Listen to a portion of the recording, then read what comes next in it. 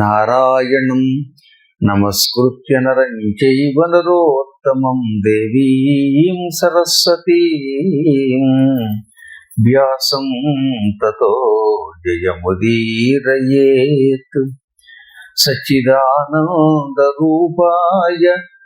విశ్వోత్పత్యాదిహేతవే తాపత్రయ వినాశాయ శ్రీకృష్ణాయ వయం నమః. చెప్పండి. ఓం క్లీం కృష్ణాయ గోవిందాయ గోపీజనవల్లభాయ నమః. ఈ రోజు నుంచి ఈ సింహపుర క్షేత్రంలో శ్రీమద్ భాగవత సప్తాహ కార్యక్రమం ఆరంభమైంది, కొనసాగుతుంది. భగవతః ఇదం భాగవతం అంటే భగవంతుడికి సంబంధించిన చరిత్ర భాగవతము. భగవంతుడికి సంబంధించిన కథ అంటే ఏమిటి? భగవద్భక్తుల చరిత్ర. భగవంతుడు ఉన్న చోట భాగవతులు ఉంటారు, భాగవతులు ఉంటేనే భగవంతుడు ఉంటాడు. ఆ ఇద్దరిది అవినాభావ సంబంధం. అందువల్ల శ్రీకృష్ణుడే స్వయంగా నారద భక్తి సూత్రాల్లో నారదుడితో ఏమన్నాడు? నాహం వసామి వైకుంఠే. నువ్వెక్కడుంటావు అని నారదుడు అడిగితే, నేను కేవలం వైకుంఠంలో ఉంటానన్న భ్రమ. వైకుంఠం కూడా ఒక నివాస స్థానం, సర్వాంతర్యామిది కనుక నేను అన్ని చోట్ల ఉంటాను, కేవలం వైకుంఠంలోనే ఉండను. నాహంచాపిచ మందిరే, కేవలం ఆలయాల్లోనూ ఉండను. ఆలయంలో కూడా ఉంటాను కానీ కేవలం ఆలయాల్లోనే ఉండను. ఇంకెక్కడుంటాను? ప్రధానంగా మద్భక్తాః యత్ర గాయంతి తత్ర తిష్ఠామి నారద. నా భక్తులు నన్ను గురించి నిరంతరం గానం చేసే చోట ఉంటాను. ఒక 63 మంది భక్తులు సింగపూర్లో ఈ పూట ఒక చోట చేరారు. లక్ష్మీ కృష్ణారావుల గృహంలో చేరారు. వీళ్ళంతా ఇక్కడ కూర్చుని ఎంతో భక్తి శ్రద్ధలతో సెల్ ఫోన్ కూడా కట్టేసి అందులో కుయ్యి అనే శబ్దం రాకుండా చూసుకుంటూ కృష్ణ కృష్ణ అంటూ పొద్దున్నుంచి కలశ స్థాపన చేసి, విఘ్నేశ్వర పూజ చేసి, నవగ్రహాలను మండపంలో ఆరాధన చేసి నా కథ వినడానికి సిద్ధపడ్డారు. కాబట్టి వేళ్లల్లో ఉంటాను అన్నాడు ఆయన. కాబట్టి ఇప్పుడు ఆయన కృష్ణుడు ఇక్కడే ఉన్నాడు. మద్భక్త అంటే నా భక్తులు ఎత్ర ఎక్కడ, గాయంతి పాడుతున్నారో, తత్ర అక్కడ, తిష్ఠామి అంటే కూర్చుని ఉంటానన్నాడు. తన భక్తులు తన గురించి గానం చేస్తూ తనను తలుచుకునే చోటే ఉంటాడు ఆయన. కాబట్టి వాడు మీ అందరి శరీరములు ఒక్కొక్క కృష్ణ మందిరం అయిపోయాయి. ఇక్కడ కూర్చుని గోత్రనామములిచ్చి భక్తి శ్రద్ధలతో ఉదయం నుంచి పాలు పంచుకుంటున్నా, పెరుగు పంచుకుంటున్నా, నీళ్లు పంచుకున్నటువంటి వాళ్ళందరూ కూడా కదులుతున్న కృష్ణ మందిరాలు. Your all mobile Krishna temples అన్నమాట. అందులో ఏమీ సందేహం లేదు. నారదుడితో నారద భక్తి సూత్రాల్లో శ్రీకృష్ణ పరమాత్ముడు స్వయంగా చెప్పాడు. వీళ్ళందరినీ ఏమంటారు? భాగవతులు, భగవద్భక్తులు అన్నారు. భాగవతానాం యదం భాగవతం. ఈ భగవద్భక్తుల యొక్క చరిత్రే భాగవతం. మీరు అందరూ పూర్వంలాగా ప్రహ్లాదుడు నారదుడు అవక్కర్లా, మీరు కూడా భక్తులే. మీ ఇళ్లలో మీరు అన్నం వండుతున్నప్పుడు, తింటున్నప్పుడు, ఫోన్ మాట్లాడుతున్నప్పుడు, ఏదో ఒక సమయంలో భగవంతుడు తలుచుకుంటే మీ అందరి చరిత్ర ఒక భాగవతం అవుతుంది. కాకపోతే జాగ్రత్తగా ఉన్న వాళ్ళ చరిత్ర భాగవతం, పిచ్చి వేషాలు ఇస్తే భాగవతం. అందుకే వీడు భాగవతం నాకు తెలిసింటే వీళ్ళు అనమాట. అందులో నేను ఎరిగి వీరు మహాత్ములు కాకపోతే శనివారం నాడు ఉదయం ఎందుకు లేస్తారు? అసలు శనివారం పెందరాళ్లే కనీసం 10 దాకా లేవలేనటువంటి వాళ్ళు 5 గంటలకో 6 గంటలకో లేచి ఇవాళ కూడా స్నానం చేసి, ఏదో నిన్న స్నానం చేసామని ఊరుకోకుండా మళ్ళీ వచ్చి ఆయన ఏం చెబితే విని, పైగా బ్రహ్మగారు గొంతెత్తిది ఈ ప్రపంచంలో ఇంకోటి గొంతు ఎవరిది మంచిది. ఏకకాలంలో ఒక 100 మంది మైకులో మాట్లాడితే వచ్చే శబ్దం కంటే మా బ్రహ్మగారి కంఠం పెద్దది. పూర్వం శతరూపాను ఒక ఆవిడ ఉండేది, స్వయంభౌములు భార్య. ఆవిడకి ఆ పేరు ఎందుకు వచ్చింది అంటే, కొన్ని 100 మంది స్త్రీలలో ఉన్న అందమంతా ఒక చోటకి తీసుకొచ్చి అందులో ఉన్న మంచి లక్షణములు చేరిస్తే ఆవిడ అయిందట. అందుకని శతరూప అంటే 100లాది స్త్రీలలో ఉన్న సౌందర్య సారం. అలాగే మా బ్రహ్మగారు కూడా 100లాది మంది మానవులలో ఉన్న సకల అద్భుతమైన కఠోర కంఠాలన్నీ కలిస్తాయి. ఆ కంఠం కూడా చక్కగా శ్రద్ధగా వింటుంది. ఎక్కడ కిక్కులు మనకుండా ఇందాకుండా వచ్చే దగ్గర చూసుకొని ఉన్నామాట. ఏదో అప్పుడప్పుడు కొంచెం మాట్లాడినట్టు అనుకుంటున్నారు కానీ అది ఇక్కడ మాట్లాడటం కాదు, లాస్ట్ ఇయర్ మాట్లాడింది నా చెవులకు పొరపాటు ఇప్పుడు వచ్చేసింది. అయినా పాపం అలా శ్రద్ధగా కూర్చున్నారు. ఏం చెబితే చేశారు. ఆచమ్య అంటే ఆచమనం అన్నారు, నిలబడండి అంటే నిలబడ్డారు, కలశ స్థాపన చేశారు. ఇన్ని కార్యక్రమములు చేస్తున్నటువంటి భక్తుల యొక్క శరీరములే ఒక మందిరాలు, శ్రీకృష్ణ మందిరాలు. ఈ మందిరములలో కృష్ణుడు ఉన్నాడు. కాబట్టి భాగవతులు మీరు, మీ చరిత్రయే భాగవతం. అందుకనే మీ అందరికీ కూడా సందేహం లేకుండా భగవంతుడైన శ్రీకృష్ణ పరమాత్మ దివ్యానుగ్రహం సంపూర్ణంగా లభిస్తుంది. భాగవత సప్తాహాలు ఇప్పటి వరకు చాలా చేసాం. ఎన్ని చేసామో గుర్తులేదు. ఎన్నోది 400 ఏమంటే అథారిటీగా చెప్పారా? అందులో రాశారు కదా 409వ భాగవత సప్తాహం. అద్భుతమైన ఈ సప్తాహం మీ అందరికీ మరొకసారి అంకితం చేస్తుంది. సహజంగా భాగవతం చెప్పగా భక్తుల యొక్క కష్టాలన్నీ విన్నప్పుడు, వాళ్ళ సందేహాలు తీరుస్తున్నప్పుడు అప్పుడప్పుడు వీళ్ళకి బాగుండాలని కోరుకుంటే వాళ్ళ కష్టాలు కొన్ని మేము అనుభవించక తప్పదు. అదొక కర్మయోగం. అందుకే మహర్షులు కూడా అప్పుడప్పుడు గొంతుకునట్టు లేకపోతే ఇంకేదో రోగంతో పడుతూ ఉంటారే, దానికి కారణం ఏమిటనమాట, ఈ భక్తుల కష్టం తీరడం కోసం సంకల్పం చెప్పి పూజ చేసినప్పుడు వాళ్ళ కష్టం తీరుతుంది. వాళ్ళ కష్టంలో కొంత వీళ్ళు అనుభవించాలి. అలా ఈ మధ్యన ఒక ఆవిడకి నోట్లో 32 పళ్ళు తీసేశారు అని గొల్లును గోలపెట్టి 6 నెలల నుంచి నా ప్రాణం తీస్తే ఆవిడకి కాస్త జపం ధారకు వస్తే ఆ ఎఫెక్ట్ లో 32 పళ్ళు ఆవిడకి వచ్చాయి. కానీ ఓ పన్ను నా పీకేరు. నా పన్ను ఒకటి ఈ పక్కన ఉన్న పన్ను పట్కార పెట్టి 2 గంటలు పీకితే గానీ రాలేదు. అంచేది అప్పుడప్పుడు వాళ్ళ కర్మలు మేము అనిపిస్తాం. పీకిన పన్ను బాగానే ఉంది కానీ ఆ పన్ను చుట్టుపక్కలంతా కూడా ఎన్నిసార్లు అయినా అది తేలిగ్గా క్యూర్ అవ్వడం లేదు. అందువల్ల ఓ పక్కన నిన్నగాక మొన్న శుభ్రం చేయించుకొని దాని వెనకాల దారాలు వేశారు పాపం. ఎంతో భక్తి శ్రద్ధలతో డాక్టర్ చైతన్య జ్యోతి డెంటిస్ట్ గురువు గారికి సేవ చేసింది. గురువు గారు కొంచెం ఎక్కువ మాట్లాడకుండా ఉంటే చాలు, ఓ 3 రోజుల్లో తగ్గుతుంది. అది భాగవతం అంటే కనీసం 2 గంటలు మాట్లాడకుండా కుదరదు. 3 రోజులు మాట్లాడద్దన్నా సరే అలాగే మాట ఇచ్చి ఇక్కడికి వచ్చి మాట తప్పేస్తున్నాను. మాట తప్పకపోతే భాగవత సప్తాహం అవదు. అందువల్ల ఎందుకు చెప్తానంటే, భాగవత పారాయణం చేయించుకున్నంత మాత్రం చేత కర్మ ఫలములు పూర్తిగా కలుగుతాయి అని కొందరికి అనుమానం. సందేహం లేకుండా కలుగుతాయి. ప్రారబ్ధ కర్మ అని ఒకటి ఉంటుంది, దాన్ని కొంచెం మాత్రం అనుభవించక తప్పదు ఎవరైనా. ఆగామి, సంచితము, ప్రారబ్ధము అని కర్మలు 3 రకాలు.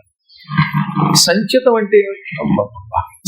అంటే ఏమిటనమాట, ఇది వరకు చేసినటువంటి పాపపుణ్యాలు, పూర్వం ఎప్పుడో ఏదో చేశాం, దానిని వాడు ఎవరైనా అనుభవించక తప్పదు. దానిని సంచితము అంటారు. పోగేస్తుంది. దానికి ఏదో చేయండరా, అదో రౌడీ అనుకుంటాను. ఏమవుతో స్విచ్ సరిగ్గా లేదా, అదే చాలా మందికి ఇదే లక్షణం. కాండక్ట్ కొంచెం అలా పట్టు కూర్చోమ్మా, కూర్చుంటే మీ పాపాలు పోతాయి. దాన్ని పట్టుకుంటే లూజ్ కాంటాక్ట్ కదా, లూజ్ కాండక్ట్. అది దాన్ని మనం సరి చేద్దాం. గోవిందా. సంచితం అంటే పోగు చేసుకున్నది అనగా, తేలిగ్గా చెప్పాలంటే శుభ్రంగా అన్నం తినేశారు, ఒకసారి కడుపులోకి వెళ్ళిపోయింది అన్నం. ఇంకా అన్నం ఏం చేసుకుంది, తన ప్రభావం చూపిస్తుంది. అన్నం మంచిదైతే ఎక్కువ తినకుండా ఉంటే లోపలికి వెళ్ళాక ఆరోగ్యం ఇస్తుంది. అది విషాన్నం అనుకుందాం, ఫుడ్ పాయిజనింగ్ అంటున్నారు కదా ఈ మధ్యన. అదే లోపలికి వెళ్ళిన జుగుప్సాకరమైన అనారోగ్యకరమైన ఆహారం కడుపులోకి వెళ్తే అవుతున్న వాటి అనారోగ్యం తెచ్చిపెడుతుంది.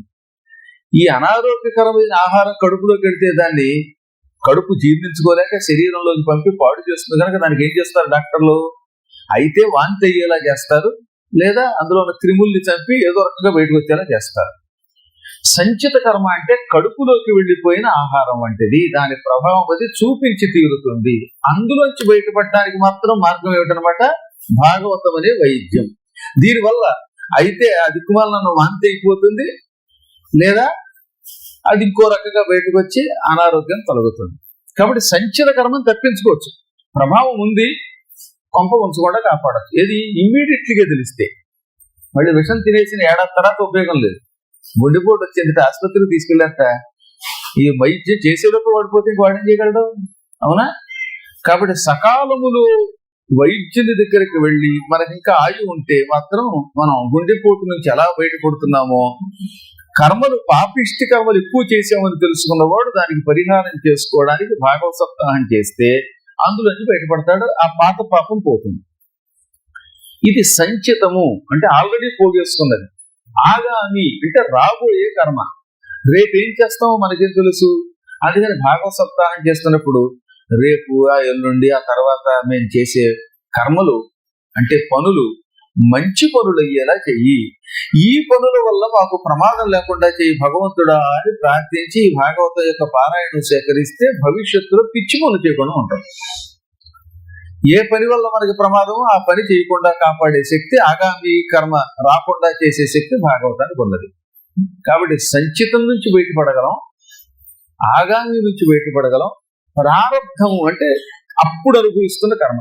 ధామని కింద పడ్డావు, కాలు విరిగింది, అది ప్రారంధం. అది జరిగిపోయింది, ఆ క్షణంలో జరిగింది, దాన్ని ఎవడో ఏం చేయలేడు. ఆగామి కర్మలు తగ్గుతాయి, సంచితం పోగొట్టుకోవచ్చు. ప్రారంధం భుంజమానశ్చ అంటే ప్రారంధ కర్మ అనుభవించక తప్పదు. ఒక ఆయన ఆసుపత్రికి వెళ్ళేవాడు కదా చచ్చిపోయాడు, అది ప్రారంధం. కానీ ఈ ప్రారంధము ఎక్కువ కొంపముంచకుండా సులభముగా ఆ ప్రారంధ కర్మ నుంచి బయటపడడానికి భాగవత సప్తాహం చెయ్యండి అన్నారు. అప్పుడు ఏమవుతుంది? ఈ పూట ఈ కుర్రవాడు యాక్సిడెంట్ లో మరణించాలి అనుకున్నాడు అనుకుందాం. బ్రహ్మ సంకల్పం ఉంది, బ్రహ్మగారి రాత ప్రకారం ఒక ఆయన నుదుట రాసేశాడు, ఈ పూట ఉదయం 8 గంటలకి వీడు అక్కడికి వెడతాడు. తీరా అక్కడికి వెళ్ళా గుండెపోటు వస్తుంది, ఆటోలో ఆసుపత్రికి వెళ్ళేలోపు చచ్చిపోతాడు అని ఉంది. అప్పుడు వీడు గనక భాగవత సప్తాహాన్ని చేయించుకోగలిగితే అంత పూర్వం, ఇప్పుడంటే కుదరదు, ఎలాగో పోయేటప్పుడు ఎవడు కాపాడాడు. ఇలా భాగవత సప్తాహం జరుగుంటే వాడి పేరు మీద భక్తితో శ్రద్ధలతో ఇండివిజువల్ గా గుండెపోటుతో మరణించవలసిన చోట వచ్చిన యాక్సిడెంట్ అయ్యి చిన్న దెబ్బతో బయటపడతాడు. అలాంటి వాళ్ళని ఎంతో మంది చూశాను. వాళ్ళ కర్మయోగం వాళ్ళని ఏ గురువుల దగ్గరకో తీసుకెడితే అకాల మరణం నుంచి బయటపడతాడు. వాడి సకాల మరణం నుంచి ఎవడు కాపాడు. 70 ఏళ్ళు దాటాయి, ఇక చచ్చిపోవాలి వాడు. అటువంటి వాడిని కాపాడటం అనేది ధర్మం కాదు. వాడికి ఆయువు పూర్తయిపోయింది, కానీ పాపం 25 ఏళ్ళు 30 ఏళ్ళు మరీ బొత్తిగా 50 ఏళ్లలో పోయేటటువంటి వాళ్ళు ఉంటారు కదా. ఇటువంటి వాళ్ళకి భాగవత సప్తాహం చాలా ఉపయోగపడుతుంది. వాళ్ళకి అకాల మరణం రాకుండా చేస్తుంది, సకాల మరణం వచ్చేలా చూస్తుంది. నేను చూశాను ఒక ఆయన, ఓ పాత శివాలయం ఉండేది జోగనపాలెం అని ఒక పల్లెటూరు దగ్గర, ఏలూరుకి దగ్గరలో జోగనపాలెం. మా నాన్నగారికి 2 శిష్యులు ఉండేవారు. ఆ 2 శిష్యుల్లో ఒకడు నాన్నగారంటే చాలా భక్తితో పంచాక్షరి మంత్ర దీక్ష తీసుకుని చేసేవాడు. రెండోవాడు ఉట్టి నాస్తికుడు, చాలా కాలం నాస్తికుడిగా ఉండేవాడు. ఆ ఊరికి 5 కిలోమీటర్ల దూరంలో దెందులూరు రైల్వే స్టేషన్. అది ఎప్పటి మాట, చాలా పాతకాలం నాటి మాట, ఎప్పుడో 1955 ఆ కాలం. నేను కొట్టలేదు, మీలాంటి వాడు పుట్టారు తప్ప నాలాంటి పడుచువాడు కొట్టలేడు. 16 ఏళ్ళు నాకు ఇంత చేసి, నేను అప్పుడే కొడతాను ఉన్నానా. అప్పుడు ఈ 2 కలిసి ఓ రోజున దెందులూరులో బయలుదేరి ఆ విశాఖపట్నానికి ఒక ప్యాసింజర్లో వెళ్ళాను. రోజు ఉదయం కూడా 11 గంటలకి వచ్చేది కదా. ఎప్పుడు 8ంటికి రావాల్సిన ప్యాసింజర్ 11ంటికి. ఆ రోజుల్లో కుచ్చుక్ అంటూ వెళ్ళేవు కదా స్టీమ్ ఇంజన్ లో. సరే ఎలాగో లేటుగా వస్తుంది కదా అని వీళ్ళు బయలుదేరారు. శివాలయం దగ్గరకు వెళ్ళారు. అక్కడ యోగలింగేశ్వర ఆలయంలో జమ్మి చెట్టును బెల్లవృక్షం ఉన్నాయి, మారేడు గుళ్ళు కింద పడుతుంది. ఈ నాన్నగారి కృష్ణుడు అన్నాడు, ప్రదక్షిణ చేశాడు అన్నమాట. ప్రదక్షిణ చేస్తే రైలు లేట్ అవుతుంది, ఇప్పటికే మనం లేటుగా బయలుదేరాం, అది ఇంకా లేట్ అయితే ప్రమాదం అంటే పర్వాలేదు లేరా, అది ఇప్పుడు చుక్కు రైలే కదా అని ఈ భక్తుడు ప్రదక్షిణకి వెళ్ళాడు. ఈ రెండో వాడు, నేను చచ్చిన గుళ్ళోకి రా, దేవుడు గుళ్ళో ఉన్నాడంటే నమ్మను, అసలు దేవుడే లేడు, మన గురువు గారు అన్ని ఇలాంటి కబుర్లే చెబుతారు అని బయట నిలబడ్డాడు. ఈయన ప్రదక్షిణ చేస్తుంటే మారేడు ముళ్ళు కాలులో దిగింది. దాంతో బాబు అన్నాడు, ముళ్ళు తీశాడు కానీ రక్తం వచ్చింది. దాంతో ప్రదక్షిణ వెళ్ళిగా చేశాడు.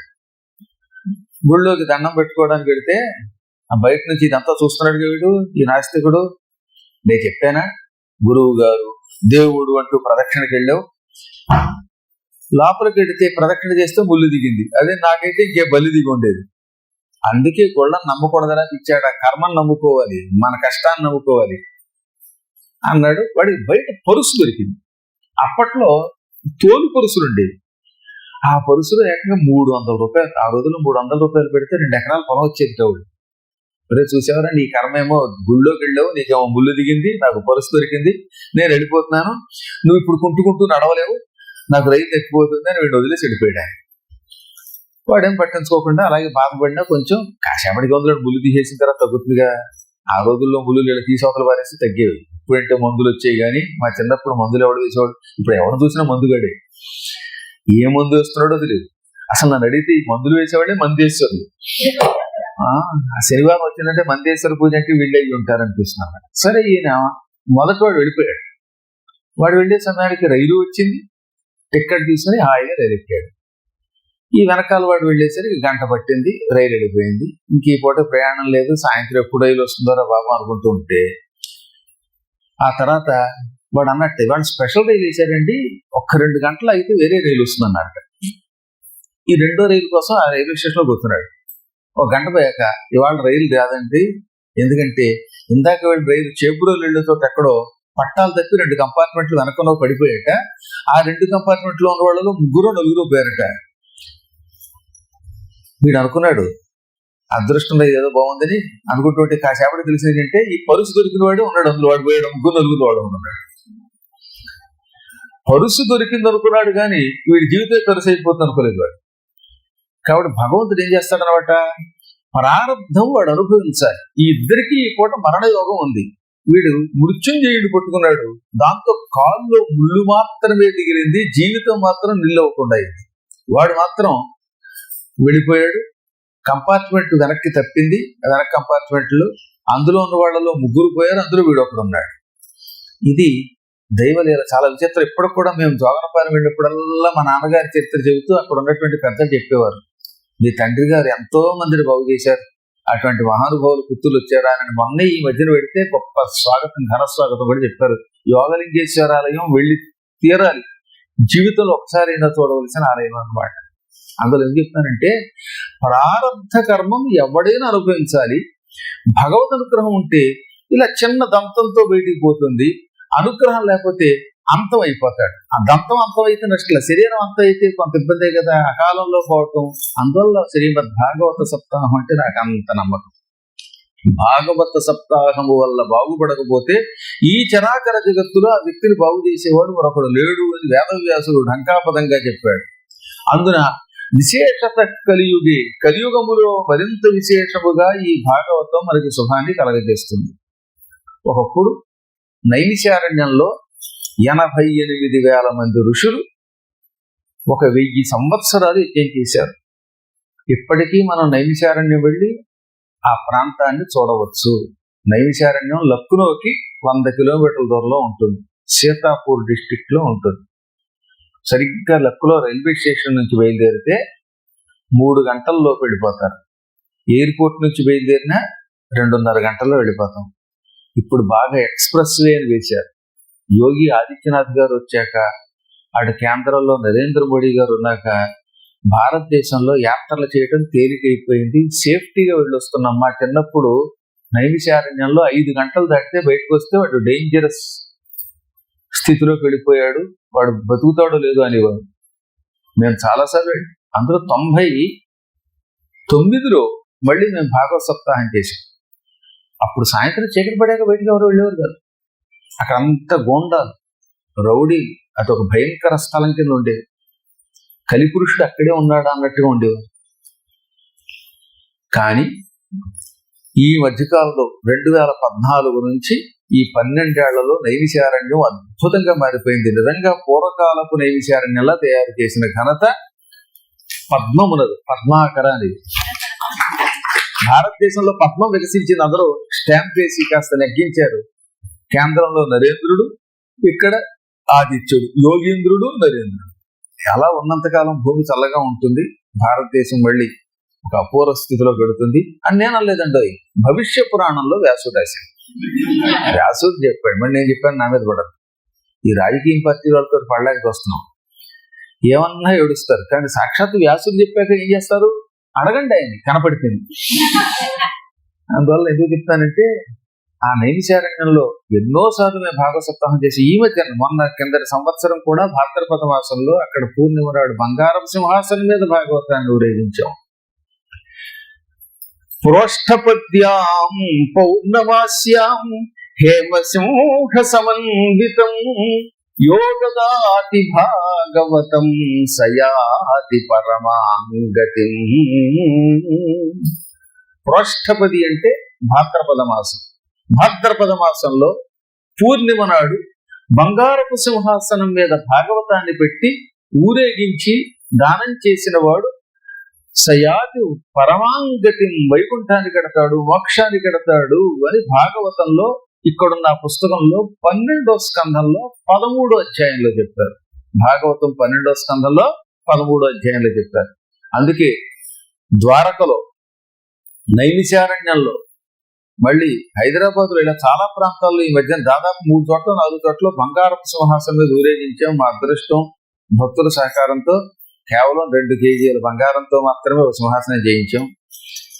అంటే అప్పటికి ఇంకా సింగపూర్ వాడు సహకరించి ఉంటుంటే 2 కేజీలు కాకుండా 200 కేజీలతో చేసేవాళ్ళం. ఇప్పుడైనా మించిపోయింది ఏముందండి. నెక్స్ట్ భాగం సప్తాహానికి భాద్రపద మాసానికి ఆ మాత్రం సింగపూర్ భక్తులు సాయం చేయకపోతారా? 200 కేజీల సింహాసనం చేయించకపోతామా? ఇక్కడ అంత పాపాత్ములు దానం చేయని వాళ్ళు దుర్మార్గులు ఉండరు అని నేను అలా వ్యాసుడున్నాడు. కాబట్టి చెప్పొచ్చేది ఏంటంటే ఆ సింహాసనం ఇప్పుడప్పుడు ఎంతో మేము జాగ్రత్తగా ఉంచుతున్నాం. ప్రతి సంవత్సరం అవకాశాన్ని బట్టి ఊరేగించడానికి ప్రయత్నం చేస్తున్నాం. ఇప్పుడు రేపు ఎలాగో జూన్ నెలలో పుష్కరాలు ఉన్న యమునా నది తీరంలో బృందావనంలో కూడా భాగవత సప్తాహం చేస్తున్నాం. అద్భుతమైన భాగవత సప్తాహాల నిరంతరం దొరుకుతాయి. ఇక్కడ నుంచి వెళ్ళడం మళ్ళీ రేపు మే 31వ తారీఖు నుంచి జూన్ 6వ తారీఖు వరకు బృందావనంలో 680 మంది వస్తున్నారు. అక్కడికి అంతమందితో సప్తాహం చేస్తున్నాం. ఇక్కడ 60 మంది పాల్గొంటే ఇదే ఎక్కువ గొప్ప. ఎందుకని భారతదేశంలో 680 మంది గోత్రనామాలతో అక్కడికి వచ్చి పాల్గొనడం పెద్ద గొప్ప కాదు, కోట్ల జనాభాలో అవునా. కానీ సింగపూర్ లాంటి ప్రాంతంలో 63 మంది గోత్రనామాలతో పాల్గొన్నారని చెప్పగానే నాకు బ్రహ్మానందం కలిగింది. ఎందుకంటే ఇక్కడ ఉండే జనాభా మన వాళ్ళు తక్కువ కదా, ఉన్నవాళ్ళు అంతా వచ్చేసినట్టు ఆల్మోస్ట్. అందువల్ల ఇది సింగపూర్ కాదు, సింగ రిచ్. ఎంతసేపు పూర్ అంటారు ఏంటండి, ఇది సింహపురమే తప్ప. అందువల్ల సింగా రిచ్ అని పెట్టేద్దాం, సింగపూర్ కాకుండా. మీరు అసలు పూర్గా ఎందుకుంటారు? గురువు గారి దగ్గరికి వచ్చిన తర్వాత వాళ్ళ జీవితంలో ఎప్పుడూ రిచ్నెస్ తప్ప పూర్నెస్ ఉండదు. పావర్టీ అనేది పో అని భగవంతుడు మీ ఎడలు లేకుండా చేయుగా కానీ మరొకసారి కోరుకున్న గోవింద. అందులో భాగవతాన్ని అందులో ఊరేగిస్తేనే వాడు పరమాంగతిం యాతి, పరమగతిని పొందుతాడు, అంటే ముక్తిని పొందుతాడు అని భాగవతంలో ఉన్నది. అది భాగవతాన్ని అక్కడ ఊరేగించామండి నైమిషారణ్యంలో. అది దేవతల క్షేత్రం.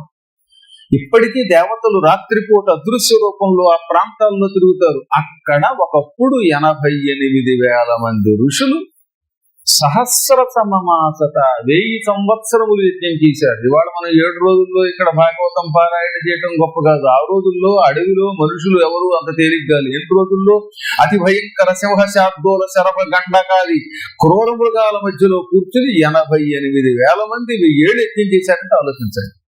పైగా ఒక 70 మంది కూర్చోవాలంటే ఈ స్థలం సరిపోవటం లేదు మనకి. నేను ఒకవేళ మాట్లాడిన చివరి వాళ్ళకి కనబడక ఏం చేస్తున్నాం, ఈ దూరశ్రవణ యంత్రం మైక్ పెట్టాల్సి వచ్చింది. ఆ మైక్ పని చేయకపోతే రౌడీ మైక్ అయితే దానికి టేప్ పంటించో ఎవడో చేత్తో కొట్టునో కాపలాగయ్యాలి. ఒక్కసారి మీరు ఊహించండి, ఇమేజ్ చేయండి. 88,000 మంది కూర్చోవాలంటే ఎంత స్థలంలో కూర్చొని ఉంటారు అంటే 12 చదరపు మైళ్ళ విస్తీర్ణంలో కూర్చున్నారు.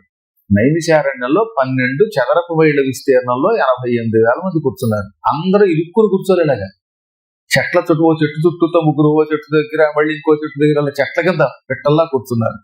అందుకే 12 చదరపు మైళ్ళ స్థలంలో కూర్చున్నారు. ఇక్కడ సూతుడు కూర్చున్నాడు, దాన్ని సూతగద్ది అంటారు. ఇప్పటికి కూడా అక్కడ ఆ సూత స్థానం ఉంది. వ్యాసగద్ది, సూతగద్ది అని హిందీ వాళ్ళు పిలిచే స్థలం అక్కడ ఉన్నది. వ్యాసుడు కూర్చుని పురాణం చెప్పిన స్థలం వ్యాసగద్ది, సూతుడు పురాణం చెప్పిన స్థలం సూతగద్ది. సూతుడు కూర్చుని 18 పురాణాలు చెప్పాడు కదా, ఆయన కూర్చున్న చోటు నుంచి చివరి వాడు 12 మైళ్ళు చివరిలో ఉన్నాడు. అక్కడి వాడికి ఎలా వినబడి ఉంటుందండి మైకులు లేని రోజుల్లో? వాడు కూర్చుంటే హృదయంలోంచి ఈయన చెప్పిన మాట స్పష్టంగా వినపడేదిట. అందుకని హృదయంతో విన్నారు. అది వారి మహిమ. సాధనతో వాళ్ళు వినగలిగారు.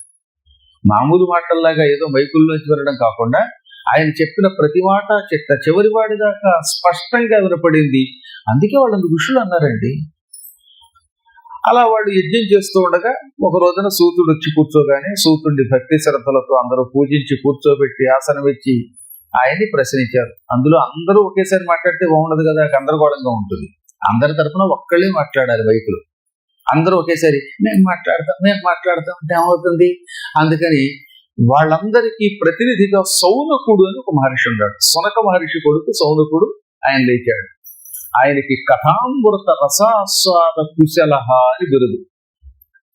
కథామృత రసాస్వాద కుశలక సౌనకో బ్రవీత్. కథ అనే అమృతాన్ని ఎలా స్వీకరించాలో ఎరిగినవాడు. అంటే కథని శ్రద్ధగా వింటాడు. విన్నప్పుడు అనుమానాలు వచ్చినప్పుడు అనుమానాలు తీర్చుకోవడానికి ప్రశ్నలు చక్కగా వేయగలడు. ఇప్పటికి కూడా ప్రశ్నించడం చేత కాదు కొంతమందికి. మాట్లాడమంటే అంటాడు, ఏమంటారు ఇప్పుడు అంటే అంటాడు. నాకు ఇప్పట్లో కొంతమంది మాట్లాడితే ఏం అర్థం కాదు. మరి ఏ దేశంలో ఎక్కువ నేర్చుకున్నారో తెలియదు వాడు భాష. వేరే వాళ్ళు అండి చుప్పు అంటాడు తప్ప చుప్పు అంటాడు. ఏ చుప్పు? ఎవరో ఒక ప్రశ్న వేశారు అని చెప్పడానికి నా దగ్గర వేరే వాళ్ళండి అని మొదలెట్టాడు. ఈ వేరే వాళ్ళది ఇదో పురాణం అయిపోయింది. కాబట్టి గురువును సందేహం ఇలా ఉంది, నాకు ఈ అనుమానం ఉందని అడగడం కూడా ఒక కళ అంటో. పృచ్ఛకుడికి కూడా ఒక కళ కావాలి. అడగడం తెలిసిన వాడు, సమాధానం రాబట్టుకోవడం తెలిసిన వాడు, చెప్పిన దాన్ని అర్థం చేసుకుని ఇతరులకి చెప్పగలిగేవాడు గనక సౌనకుడు మాత్రమే మాట్లాడేవాడు. మిగతా వాళ్ళంతా ఆయన తరఫున ఆయన ద్వారా అడిగించేవాడు. అటువంటి సౌనకుడు ఒక రోజున ఈ కలియుగాన్ని చూసి భయపడుతున్నాము, మమ్మల్ని ఉద్ధరించు అన్నాడు సూతుడిని. ఈ కలియుగంలో మానవులు ప్రాయేణ అలసాక ఎక్కువగా సోమరిపోతులై ఉంటారు. కలియుగంలో మానవులు ఎంత సోమరులు అంటే చందలాడే ప్రతిదినం 10 గంటలు లేచిపోతారు. పైగా ఏమన్నాడో తెలిసి వాళ్ళండి రోజులాగా కాకుండా ఒక అరగంట లేట్ అయిందండి 10:30కే లేచిపోయానండి అన్నాడు. అంటే బ్రాహ్మీ ముహూర్తంలో లేవడం కూడా చేత కాదు. కారణం రాత్రిపూట ఎప్పుడు వాట్సాప్లు కదండి, ఫోన్లు. అందులో ఏమిటేటో గేములు నొక్కుని రాత్రి అంతా కళ్ళు వాచిపోయి పొద్దున్న ఏం లేస్తారు, శరీరాలు కురిసించిపోతున్నాయి. రాత్రి ఓవరుగా ఈ పిచ్చి అంతరాలతో అడుగుంటే లేవలేరు. తిండిలో విషం, ఏ ఇంట్లో చూసినా విష కషాయాలే కదా. చక్కగా కుంకుడుకాయలతో రుద్దుకున్నంతకాలం శరీరం ఆరోగ్యంగా ఉండేది. ఇప్పుడు రాగానే అదేదో ఇస్తారు, ఫోమ్, దాన్ని నీళ్లలో పోస్తారు. ఆ లిక్విడ్తో ఒళ్ళంతా రుద్దుకుంటే ఇదిగో పొక్కులు రాకేమవుతాయి. ఇక్కడ పొక్కులు, తల వెంట్రుకలు, చిక్కులు అవన్నీ ఊడిపోయి నున్నగా అయిపోతుంది. ఇంక కొద్ది రోజులు పోయాక ఏ షాంపూ అక్కర్లా, అదంతా నున్నగా అయిపోయి ఇంక షాంపూ వేసేసింది. దానికి బట్టతలని ఎందుకు పెట్టారంటే తువ్వాలు ఆరేసినట్టు అయిపోయింది తల. అయిపోయింది. పూతరెక్కులు ఉండేవి పూర్వం, అవి చేయించుకోవడానికి ఏదో కావాల్సి వచ్చేది కొండ. ఇప్పుడు ఏమో ఇంట్లోనే అందరి తలకాయల మీద పూతరెక్కులు చేసుకోవచ్చు. కొంచెం ఎక్కువ ఆలోచించినప్పుడు తల వేడిగా ఉంటుంది కనుక అట్లు కూడా వేయించుకోవచ్చు. ఈ మధ్యన కావడండి దాన్ని ఏదో అంటండి ఆమ్లెట్. ఆమ్లెట్ అంటే ఏమిటంటే కోడిగుడ్డుతో అట్టండి. అది మా ఆయన నెత్తి వేడిండి అంటే కోడిగుడ్డులా పగలగొట్టి పైనకి వస్తే అట్టు తయారైపోతుందండి. అది ఆయన తలకాయలో ఏం ఆలోచనలు ఉన్నాయి. అందువల్ల కలియుగంలో ఈ దరిద్రపు విషాలు, కెమికల్స్ అన్ని రసాయన పదార్థాలతో తయారు చేసిన వస్తువులు శరీరం మీద కడుపులోకి వెళ్ళి పాడైపోతున్నాయి. కానీ అలా కాకుండా కుంకుడుకాయలతో రుద్దుకోవడం, చక్కగా హాయిగా స్వచ్ఛమైన నీటిలో నదులలో స్నానం చేయటం చేసినంత కాలం శరీరం ఆరోగ్యంగా ఉండేది. కలియుగంలో ఉండవని చెప్పేసి అందుకనే ఉన్నాడు అలసులు, సోమరిపోతులు. దానివల్ల ఏమవుతుంది, తెలివితేటలు తగ్గిపోతాయి. సోమరితనం వల్ల బుర్ర తగ్గిపోతుందండి. క్రమశిక్షణ లేని వ్యక్తికి ముందు జ్ఞాపక శక్తి తగ్గుతుంది. అలసులు, మంద బుద్ధి బలులు, అల్పతరాయువులు, గ్రరోగ సంకలితులు, మందభాగ్యులు, సుకర్మములెవియు చేయదాలది కలియుగమందు మానవులు కావున ఎయ్యది సర్వసౌఖ్యమై అలవడు ఏమిటో గొడవు ఆత్మకు శాంతి మునిరోగ్ర చెప్పవే.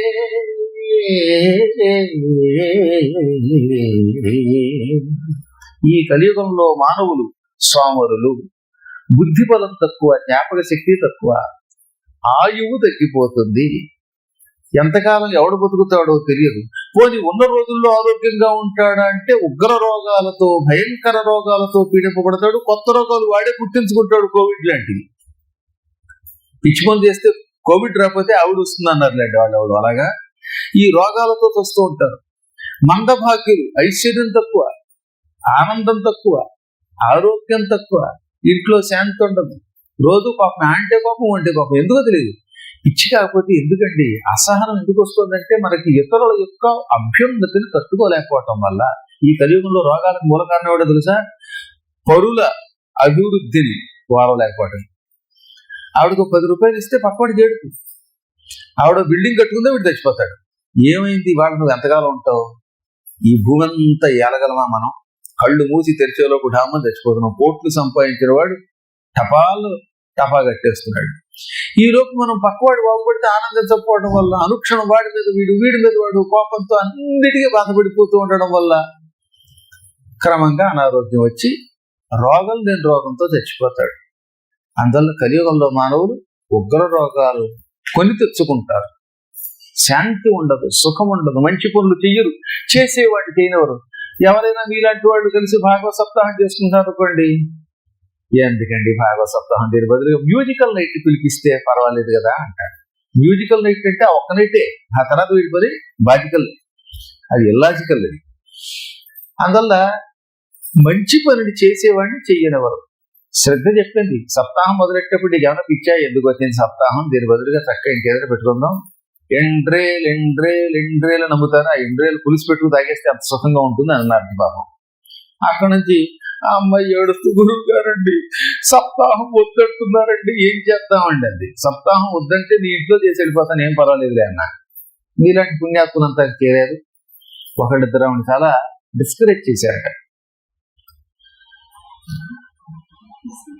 మరి ఎవరో తెలియదు, అది ఆవిడకే తెలియదు. అందువల్ల ఎప్పుడైనా కలియుగములో సుకర్మములు చెయ్యరు. ఇటువంటి కలియుగ మానవులు తరించాలంటే ఏం చెయ్యాలి అని అడిగితే అప్పుడు ఆయన చెప్పాడు. శ్రీమద్ భాగవతం అనే పేరుతో వేదవ్యాస మహర్షి మా గురువు గారు 18,000 శ్లోకముల గ్రంథం రాశారు. వ్యాసుడు భాగవతం అనే గ్రంథం రాశాడు. అందులో ఎన్ని స్కంధాలు? 12 స్కంధాలు, 12 చాప్టర్స్ ఉంటాయి. ఈ 12 స్కంధాలు మొత్తం 18,000 శ్లోకాలతో కూడినది. 18,000 శ్లోకాలు. ఈ 18,000 శ్లోకాలతో కూడిన భాగవతాన్ని 7 రోజులు రోజుకింత చొప్పున విభజించి పారాయణం చేసే క్రమాన్ని భాగవత సప్తాహం అంటారు. దీనికి ఏం చెయ్యాలి? ఏదో ఒక రోజున, ఒక మంచి రోజు నీకు అనిపించినప్పుడు ఆ రోజు ఈ సప్తాహానికి శ్రీకారం చుట్టూ. దీనికి నియమం లేనివ్వండి, ఈ రోజే చెయ్యాలి, ఈ పూటే చేయాలనే నియమం లేదు. మాసానాం నియమో నాత్ర దినానాం నియమోపినా సదాసేవ్యం శ్రీమద్ భాగవతం నరైహి అని అందులో మహిమలో చెప్పారు. ఈ మాసంలో, ఈ రోజు, ఈ తిథి నాడే శ్రీమద్ భాగవత సప్తాహం చెయ్యాలనే నియమం లేదు. ఎల్లప్పుడూ సేవించవచ్చు. నీకు ఎప్పుడు అనిపిస్తే అప్పుడు ఖాళీ ఉన్న రోజు మొదలెట్టు. ఇప్పుడు కలియుగంలో ఎక్కువ మంది మొదలెట్టాలంటే మొదటి రోజు శని లేక ఆదివారం అయ్యి ఉండాలి. ఉగాది కూడా శనివారమే. అమెరికాలో ఉగాది బుధవారం వచ్చింది అనుకోండి, బుధవారం చేయండి. ఈ సంవత్సరం గురువారమేగా వచ్చింది. మొన్న గురువారం వచ్చిందంటే గురువారం నాడు చేరవాడు. సాటర్డే ఆర్ సండే అదే ఉగాది.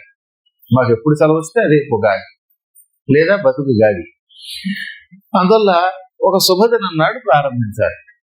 ఆ రోజు ఒక అందరూ ముట్టుకోకుండా చీటిని బట్టి పడగొట్టకుండా ఉండే స్థలంలో ఒక తువ్వాలు కానీ, కొత్త వస్త్రం కానీ ఏదో ఒకటి అలా పరచాలి. ఇప్పుడు మీరంతా మంచి తువ్వాలు పరిచారు. దాని మీద 1.25 kg తక్కువ కాకుండా బియ్యం పోయాలి. 5 కలశములను స్థాపన చేయాలి. ఆదిత్యం, అంబికాం, విష్ణుం, గణనాథంచ మహేశ్వరం. అందులో విఘ్నేశ్వరుడు, సూర్యుడు, విష్ణువు, అమ్మవారు, శివుడు 5 స్థాపన చేస్తారు. మధ్య కలశంలో వరుణుణ్ణి ఆవాహన చేసి లక్ష్మీనారాయణులు అందులో పెడతారు. ఆ తర్వాత మండపారాధనలో నవగ్రహాలు, ఆదిత్యాది నవగ్రహాలు, ఇంద్రాది అష్టదిక్పాలకులు, గణపతి మొదలుకొని పంచలోక పాలకుల్ని ఆవాహన చేయాలి. యథాశక్తిగా అర్చన చేయాలి. దీక్షా కంకణములు అనే పేరుతోటి రక్షాబంధనమును పూజిస్తారు.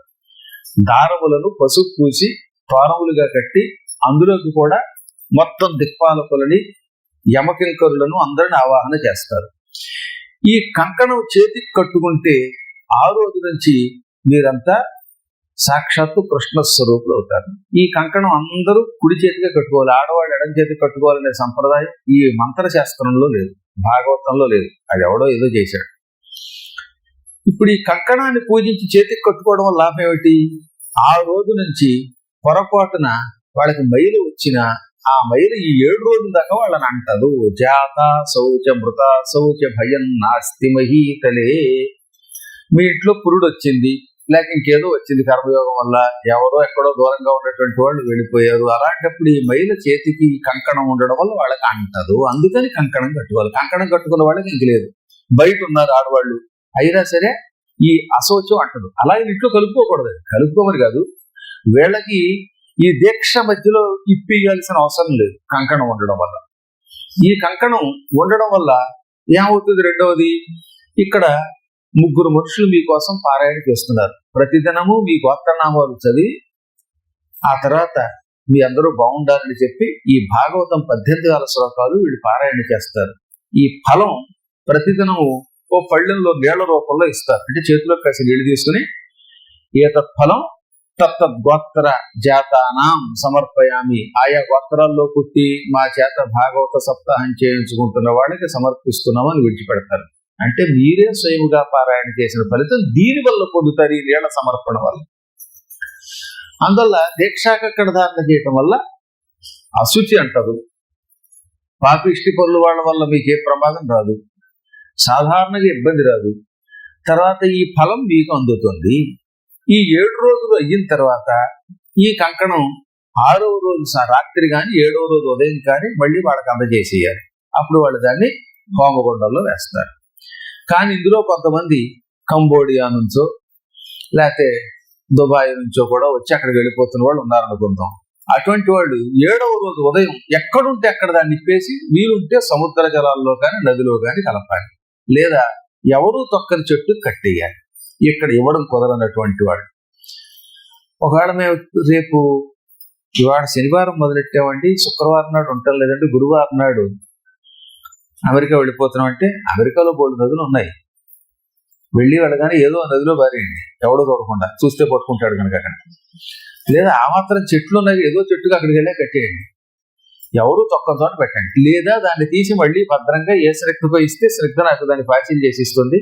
ఈ తాడు కోసం ఓ $100 ఖర్చు పెట్టి అది ఏలూరు పంపించేస్తుంది, హైదరాబాదు. దాన్ని హోమగుండంలో వేసేస్తాం.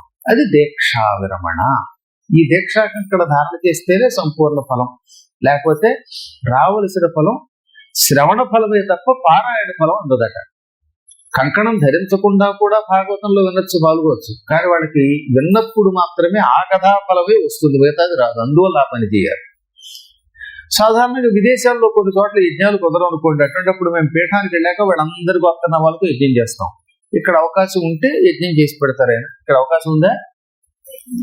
మరి ఇంకా ఇక్కడే యజ్ఞం జరుగుతుంది.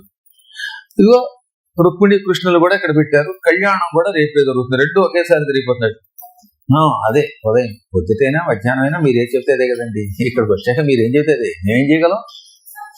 తమ రేట్ అంటే అదే, మా ఏంటి శాస్త్రం ఏంటి. అందువల్ల రేపు ఉదయం రుక్మిణి కృష్ణుల కళ్యాణము మరియు యజ్ఞము ఈ 2 కూడా జరుగుతున్నాయి. ఇవి శాస్త్రబద్ధం అన్నమాట. 7వ రోజు ఉదయంతో సంపూర్ణంగా భాగవతాన్ని మీకు అందజేస్తారు. ఆ విశేషాలన్నీ అమ్మాయి చెబుతుంది. రాలేనటువంటి వాళ్ళకి అక్కడ ఏం చేయాలో చెప్తాం. ఇక అందరూ కూడా గోత్రనామములతో పాల్గొనేవాళ్ళు. గోత్రం అనగా మూల పురుషుడి యొక్క పేరు. ఒక వంశంలో వశిష్ఠుడు కులగురు అనుకుందాం. రామచంద్రుడి వంశం అంతా కూడా వశిష్ఠుడి ద్వారా అక్కడ చేర్చుకుంది. కాబట్టి వాళ్ళది ఏమవుతుంది అనమాట, వశిష్ఠ గోత్రం. అదే శ్రీకృష్ణ పరమాత్ముడికి కుల పురోహితుడు గర్గాచార్యుడు. అందువల్ల ఆయనకి గోత్రం ఏంటి, గార్గేయ గోత్రం. అలాగే చంద్రవంశంలో ఉన్నటువంటి వాళ్ళందరూ, వాళ్ళలో కూడా గౌతమ గోత్రం వాళ్ళు కొందరు, ఇలా రకరకాల గోత్రాలు వాళ్ళు ఉంటారు విడిపోవడం వల్ల.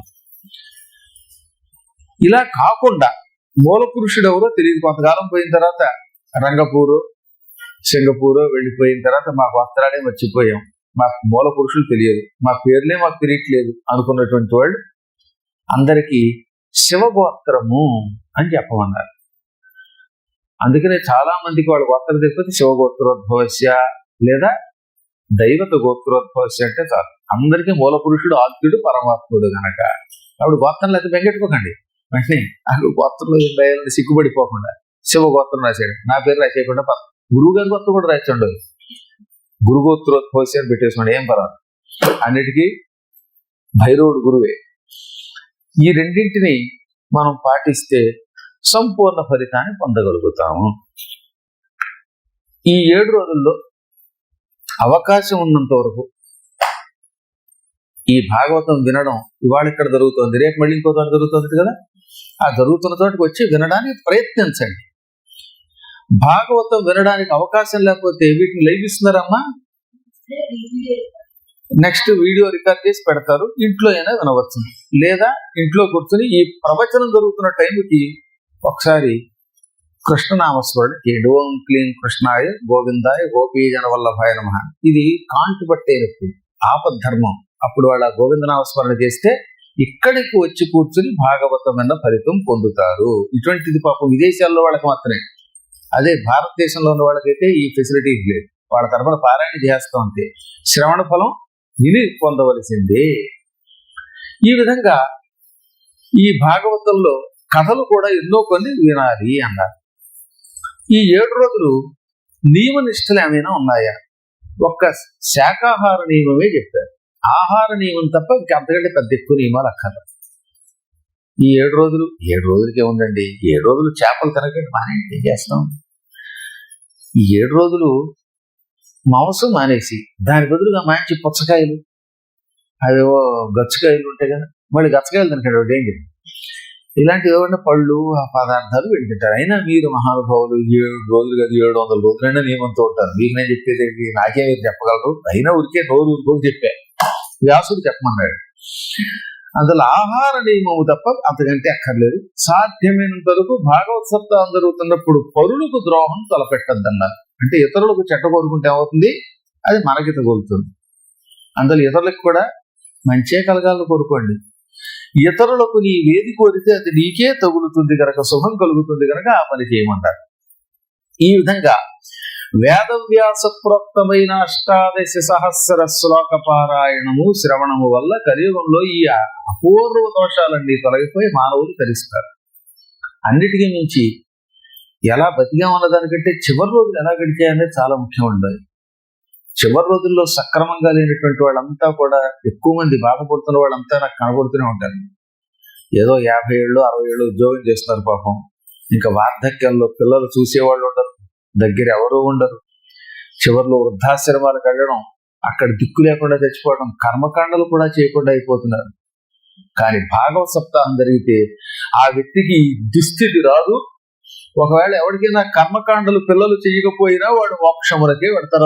వాడు కర్మకాండే చేయక్కర్లేదు. పూర్వం తుంగభద్రా నదీ తీరంలో ఆత్మదేవుడని ఒక పండితుడు ఉండేవాడు.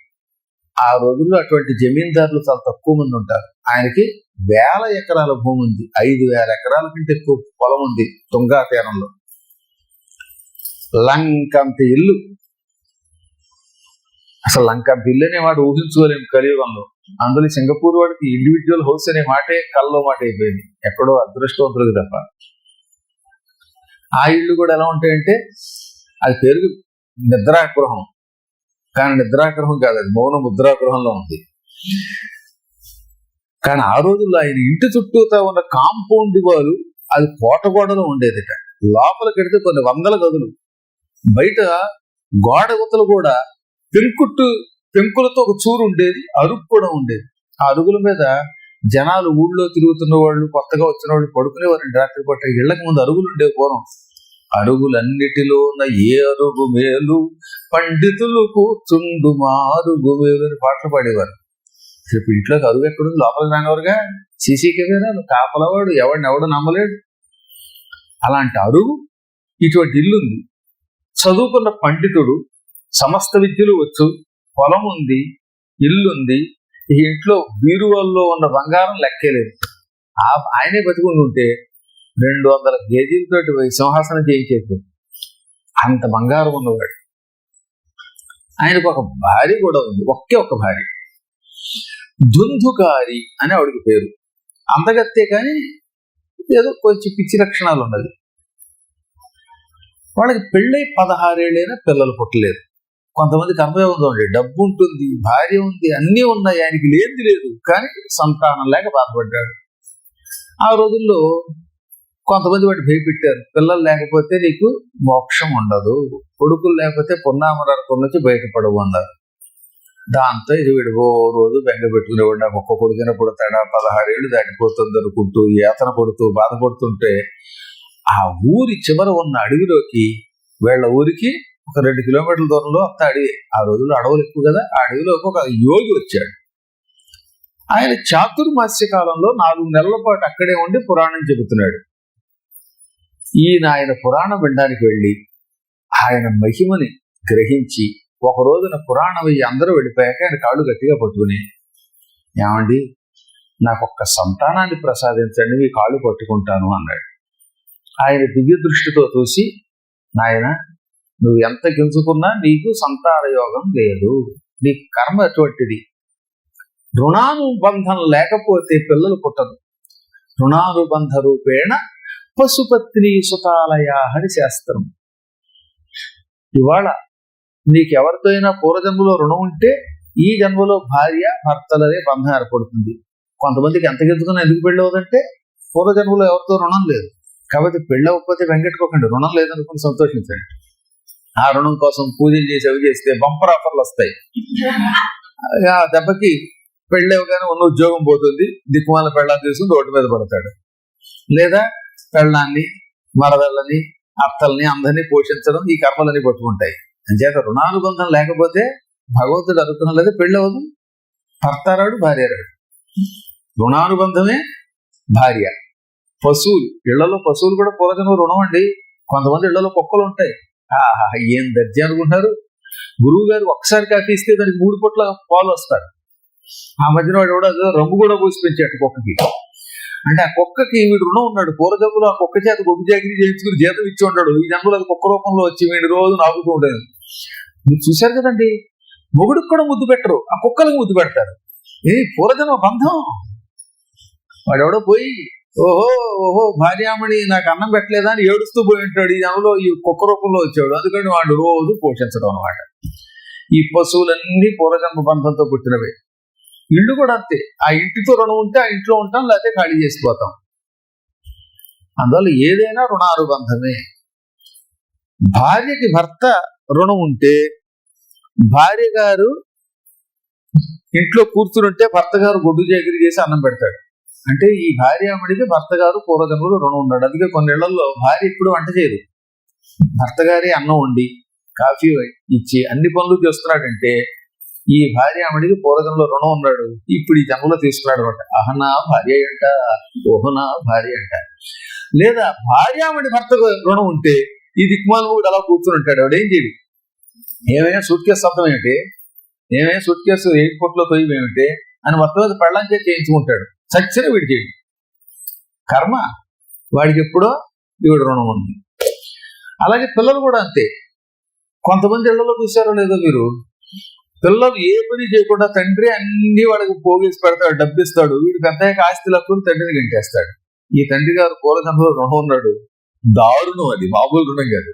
అందుకని సంపాదించి కొడుకు ఇస్తే కొడుకు దర్జాగా తింటాడు. కొన్నిళ్ళు ఉంటాయండి. ఆ తండ్రి గారు ఏం చేయడం, అలా కూర్చుని ఉంటాడు. ఈ కొడుకు దగ్గరికి రోజు నెలకోసారి రావడం, డబ్బులు ఉండడం, ఇంట్లో పడడం, ఈ కొడుకు సాగు కొట్టి కొడుకు చేత చేయించుకుని కొడుకు ద్వారా తింటూ ఉంటాడు. కొడుకు ₹1 వాడు. ఇవన్నీ కూడా పూర్వజన్మలో మనం వాళ్ళకి రుణం ఉండడం వల్ల ఈ జన్మలో తీర్చుకుంటున్నాం, లేదా వాళ్ళు మనకి తీరుస్తున్నారు. నీకు అలాంటివి లేవునైనా, అందువల్ల ఈ జన్మలో సంతానం లేదంటే ఏమైనా నాకు సంతానం ప్రసాదించండి అని బతిమాలాడు.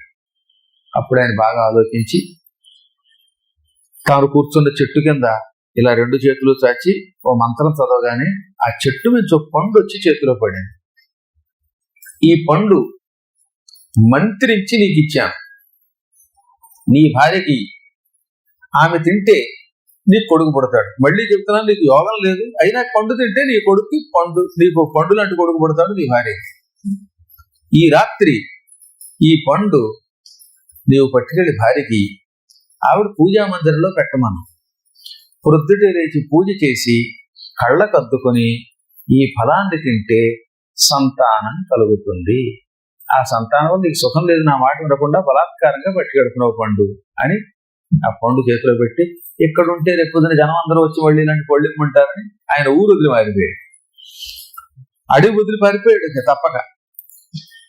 ఎందుకని రేపు భక్తులకు తెలుస్తుంది కదా, ఫలానా ఆయనకి సంతానం లేక ఇది పండు ఇచ్చాడు, ఆయన కొడుకు పుట్టాడు అని. జనం అంతా వచ్చి కాళ్ళ మీద పడి నాకో ఫ్రూట్ అంటే అక్కడి నుంచి నా తపస్సు అంతా పాడైపోతుందని ఆ ప్రాంతం వదిలి వెళ్ళిపోయాడు. వీడు ఆనందంగా ఇంటికి వచ్చి భార్యకి ఈ విషయం చెప్పాడు. సరిగ్గా ఆ సమయానికి ఇతని భార్య దుందుగారి యొక్క చెల్లెలు కూడా వచ్చిందండో. ఏదో కారణం చేత అక్కగారికి సేవ చేయడానికి చెల్లెళ్ళు అప్పుడప్పుడు వస్తుంటారు కదా, వచ్చింది. ఆ సమయంలో ఈయన ఆనందపడి, మరదలా సమయానికి నువ్వు వచ్చావు, ఓ శుభవార్త తెచ్చాను, ఓ స్వామీజీ నాకు ఓ పండు ఇచ్చాడు, ఈ పండు తింటే మీ అక్క గర్భవతి అవుతుంది, ఓ పిల్లాడు పుడతాడు అనగానే ఇక చూడండి, ఈ దుందుగారికి మనస్సులో లేదు. భర్తలా వెళ్ళిపోగానే చెల్లెని పిలిచి, ఏమే చెల్లి నాకు నిజానికి పిల్లల్ని కండం ఇష్టం లేదు, అనేకములైన ఇబ్బందులు ఉంటాయి గర్భవతులకి, గర్భం ధరించటం వల్ల పొట్ట పెరిగిపోతుంది, ఆయాసం వస్తుంది, వేవిళ్ళు వాంతులు వస్తాయి, ప్రసవంలో తేడా వస్తే తల్లి చచ్చిపోతుంది, ప్రసవం అయ్యాక ఒకవేళ తావకపోయినా పిల్లలకి పాలివ్వటం వల్ల స్తన సౌందర్యం పోతుంది, ముఖంలో ముడతలు వస్తాయి, అందుకే పిల్లలు పుట్టకుండా జాగ్రత్త పడ్డాను. మీ బావేమో చావబట్టి పండు తెచ్చాడు, ఈ పండు పూజా మందిరంలో పెట్టమంటున్నాడు, రేపు ఉదయం పూజ చేసి తినమంటాడు, తింటే గర్భం వస్తే నేను ఏమైపోతానే అనగా ఈ చెల్లి, అది మామూలు చెల్లి కాదు, కుళ్ళిపోయిన ఉల్లి, గోడ మీద బల్లి మంచంలో నల్లేది. అందువల్ల దానికి మంచి ఆలోచనలు వచ్చాయి. అక్క నా మాట విని, నీకు నాకు కేవలం 1 సంవత్సరమే తేడా, నువ్వేమో కొన్ని వేల ఎకరాలు ఇంత ఇల్లు బంగారం ఉన్నవాడు పెళ్లి చేసుకున్నావు, నా కర్మ కాదు వీధిని పోయేవాడిని లవ్ మ్యారేజ్ చేసుకున్నాను. దిక్కుమాల నా మొగుడికి 1 రూపాయి లేదు ఆస్తి, సొంత ఇల్లు లేదు, ఊరి గుడిసె తప్ప, నీకు పిల్లలు లేరు, నాకు ఏటుకోవాలి తప్ప ఇప్పటికి 14 మంది పిల్లలు పుట్టారు, ఇప్పుడు 15వ మళ్ళీ గర్భవతిని, వద్దంటే నాకు పిల్లలు, నీకు కావాలంటే లేదు. అదేంటో దరిద్రులకి పిల్లలు పుడతారు, నేను ఇప్పుడు మళ్ళీ గర్భవతిని. అందులో నువ్వు ఏం చేస్తావంటే పొద్దున్నే ఈ పండు దొడ్లో ఆవుకి పెట్టి నువ్వు తినకు, తిన్నానని బావతో అబద్ధం వాడు. ఆ తర్వాత ఏమంటావు, బావా పండు తినడంతో కడుపు వచ్చేసింది అని దొంగ వీళ్ళు నటించు, తక్కిన కథ నేను నడుపుతాను అనగానే ఆవిడ ఆనందపడింది. మేము పేదవాళ్ళం కదా, నీకు ఉపకారం చేస్తున్నందుకు నాకు ఏదన్నా బంగారమో పొలం ఇప్పించంటే నీకెందుకే, నేను చూసుకుంటానంది ఆవిడ. పొద్దుట ఏం చేసింది, పండుని పూజించి దొడ్లో ఆవుకు పెట్టేసింది రహస్యంగా. భర్త దగ్గరికి వెళ్ళి, ఏముందో మీరు ఇచ్చిన పండు అండి, కళ్ళకదుకు తిన్నాను, తినడంతో కడుపు వచ్చేసింది, అప్పుడే 3 నెలలు వచ్చేసింది, ఇదేమిటో ఒక్క దొంగ యాక్షన్ చేసింది, ఆస్కారవాది పొందడానికి అర్హురాల్లాగా నటించింది. ఈయన ఆశ్చర్యపోయాడు, ఎంత గొప్ప పొందది, తినగానే 3 నెలలు వచ్చేసిందా నీకు అంటూ ఉండగా మరదల గారు వచ్చారు. బావా ఆలస్యంగా నా అక్కగారు పురుడు పోస్తుంది, ఈ టైంలో ఎక్కువ ఉంటే ప్రమాదం, నువ్వు పనులు చేస్తే కడుపు వెళ్ళిపోవచ్చు, అబార్షన్ అవ్వచ్చు, అందువల్ల నాతో పాటు అక్కని మా ఇంటికి పట్టుకుపోతాను, మా ఊరికి, అక్కని కాలు కింద పెట్టకుండా చూసుకుంటాను, పురుడయ్యాక పంపుతాను, నువ్వు కూడా పురుడయ్యేదాకా రాకుండా ఉంటే ఆవిడ గర్భం సుఖంగా ఉంటుంది అనగానే, నాకు పిల్లలు పుట్టాలి కానీ ఏం చెబితే చేస్తాను, మరదలా నువ్వు ఎంతో గొప్పదానివి, తీసుకెళ్ళు మీ అక్కననగా, మరి నాకు డబ్బులు లేవు, మీ ఆవిడ్ని ఎలా పోషించాలనగా, నీకు అప్పుడే 2000 ఎకరాలు రాసి ఇచ్చేసాను, అందులో అడ్వాన్స్ 1000 ఎకరాలు, నాకు సంతానం వచ్చాక 1000 ఎకరాలు, ఎంత పొలం నేనేం చేసుకుంటాను, దాంతో పాటు ఇంత బంగారం కూడా ఇస్తున్నాను అని బంగారం ఇచ్చి పొలం ఇచ్చి పంపించాడు. ఈవిడ హాయిగా అక్కగారిని పట్టుకుపోయి, అసలు గర్భవతి ఈవిడ అక్కగారికి గర్భం ఉన్నట్టుగా నటన చేయించి ఏదో గొట్ల మూట కట్టించి అక్కగారి పొట్టకి వారానికి ఉత్తరం రాసేది బావగారు. బావోయ్ లోపల పిల్లాడు తయారవుతున్నాడు, కాలుతో తండుతున్నట్ట ఆవిడకి తెలుస్తోంది అక్కకి. ఆవిడకి ఈ మధ్యనే వాంతులు తగ్గాయి, ఆవిడకి తిండి మీద భ్రాంతి, అందుకని కాదాలు చేయించాను, చక్కెర పొంగల్ చేశారో లేదు, ఆవిడకి చాలా ఇష్టంట, అందుకని చక్కెర పొంగల్ చేయించాను, పులిహార చేయించాను. ఇలా రాస్తూ ఉంటే ఈయన ఆనందంతో పొంగిపోయాడు. ఒక శుభముహూర్తం అశుభముహూర్తంలోనూ అక్కడ చెల్లెలి గారికి కొడుకు పుట్టాడు. వెంటనే ఆవిడ ఉత్తరం రాసింది, అక్కకి కొడుకు పుట్టాడు, తన కొడుకు పుడితే ఆ కొడుకు అచ్చం బావోయ్ నీ పోలికే, నీ ముక్కు, నీ కన్ను, నీ చెవి అన్నీ వచ్చేసాయి అని రాస్తే ఈయన ఆనందపడిపోయాడు. కానీ చిత్రం ఏంటో తెలుసా, ఆ ఉత్తరం వచ్చిన సమయంలో అక్కడ వాడు పుట్టిన సమయంలో కొద్ది తేడాలో ఇక్కడ దొడ్లో ఆవు ప్రసవించింది. ఆవుకి పండు పెట్టింది కదా, ఆ పండు కన్నా ఆవు కూడా ప్రసవించింది. ఆవు కన్నవాడు అచ్చం మనిషి అయి పుట్టాడు. స్వామీజీ ఇచ్చిన ఫల ప్రభావంతో ఆవు కడుపులోంచి దూడ కాకుండా మానవుడు పుట్టాడు. శరీరం అంతా మానవాకృతి, ఒక్క చెవుడు మాత్రం ఆవు చెవులతో పుట్టాడు వాడు. అందుకని వాడికి గోకర్ణుడు అని పేరెట్టారు. భాగవత మహిమలో దీన్ని ఏమంటారు, గోకర్ణోపాఖ్యానం. ఈయన ఆశ్చర్యపోయాడు, నాకు కొడుకు పుట్టాడా, ఇక్కడేమో ఆవుకి కొడుకు పుట్టాడంటే ఆ పండు ఎంత గొప్పదో, 2 birds at a shot అన్నట్టుగా పుట్టారు. వీడు నా కొడుకే అనుకున్నాడు. ఆ మరదల గారి కొడుకుని తన కొడుకుని ఇంటికి తీసుకొచ్చాడు, దొంగనాటకం తెలియక. వాడికి భార్య పేరు మీదుగా ధుంధుకారుడు అని పేరెట్టాడు. భార్య పేరు ధుంధుకారి గనక ఈ ఆవు కన్న కొడుకు గోకర్ణుడు అని పేరెట్టాడు. ఇద్దరిని కన్నబిడ్డల్లా పెంచాడు. చేసిన పాపం కదా, అందువల్ల వాళ్ళ ఆవిడ చేసిన పాపం ఈయన కొట్టింది. పండు వల్ల పుట్టిన గోకర్ణుడు చిన్నప్పటి నుంచి సద్బుద్ధితో పుట్టాడు, చదువుకున్నాడు, పండితుడయ్యాడు. దుందుకారి కొడుకు దుందుకారుడు క్రూరుడై పుట్టాడు. చిన్నప్పటి నుంచి వ్యసనాలే, తాగుడు. ఇది 10 ఏళ్ల వయస్సులోనే ఆడవాళ్ళు వెనకపడి జుట్టు పేకడం మొదలెట్టేటవాడు. అప్పుడే ప్రపోజల్స్. సింగపూర్లో చదువుతాడు. అందువల్ల భయంకరుడై తయారయ్యాడు. ఇంకా చూడండి, తండ్రికి నరకం మొదలైంది. ఈ కుర్రాడు తండ్రిని కూడా ఎదిరించడం, తల్లిని కొట్టడం, డబ్బులు ఎత్తుకుపోవడం, దొంగతనాలు చేయటం, రకరకాల పిచ్చి పనులు, జోదాలు, నోటితో పలకలేనన్ని పాపాలు చేశాడండి. చాలా పెద్ద కథ మీకోసం క్లుప్తంగా చెబుతున్నాను.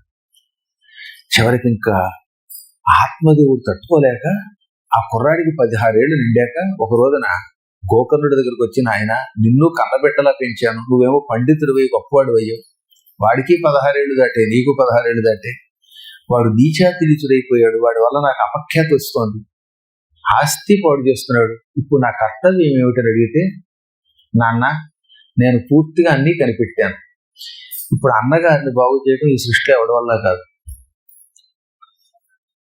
మా అమ్మ వాడి మీద ప్రేమతో వాడిని గారం చేసి సర్వనాశనం చేసింది, అదంతా తల్లి చేసిన పని, ఆ దుందుగారు చేసిన పని. ఇప్పుడు ఇంక వాడిని ఎవరు బాగు చేయలేదు, నీకు మిగిలింది ఒకటే మార్గం, ఇంట్లో ఉండి వాడి పాపాలు చూస్తూ వాడి చేతిలో చావడం, చచ్చి నరకానికి పోవడం, అదొక మార్గం.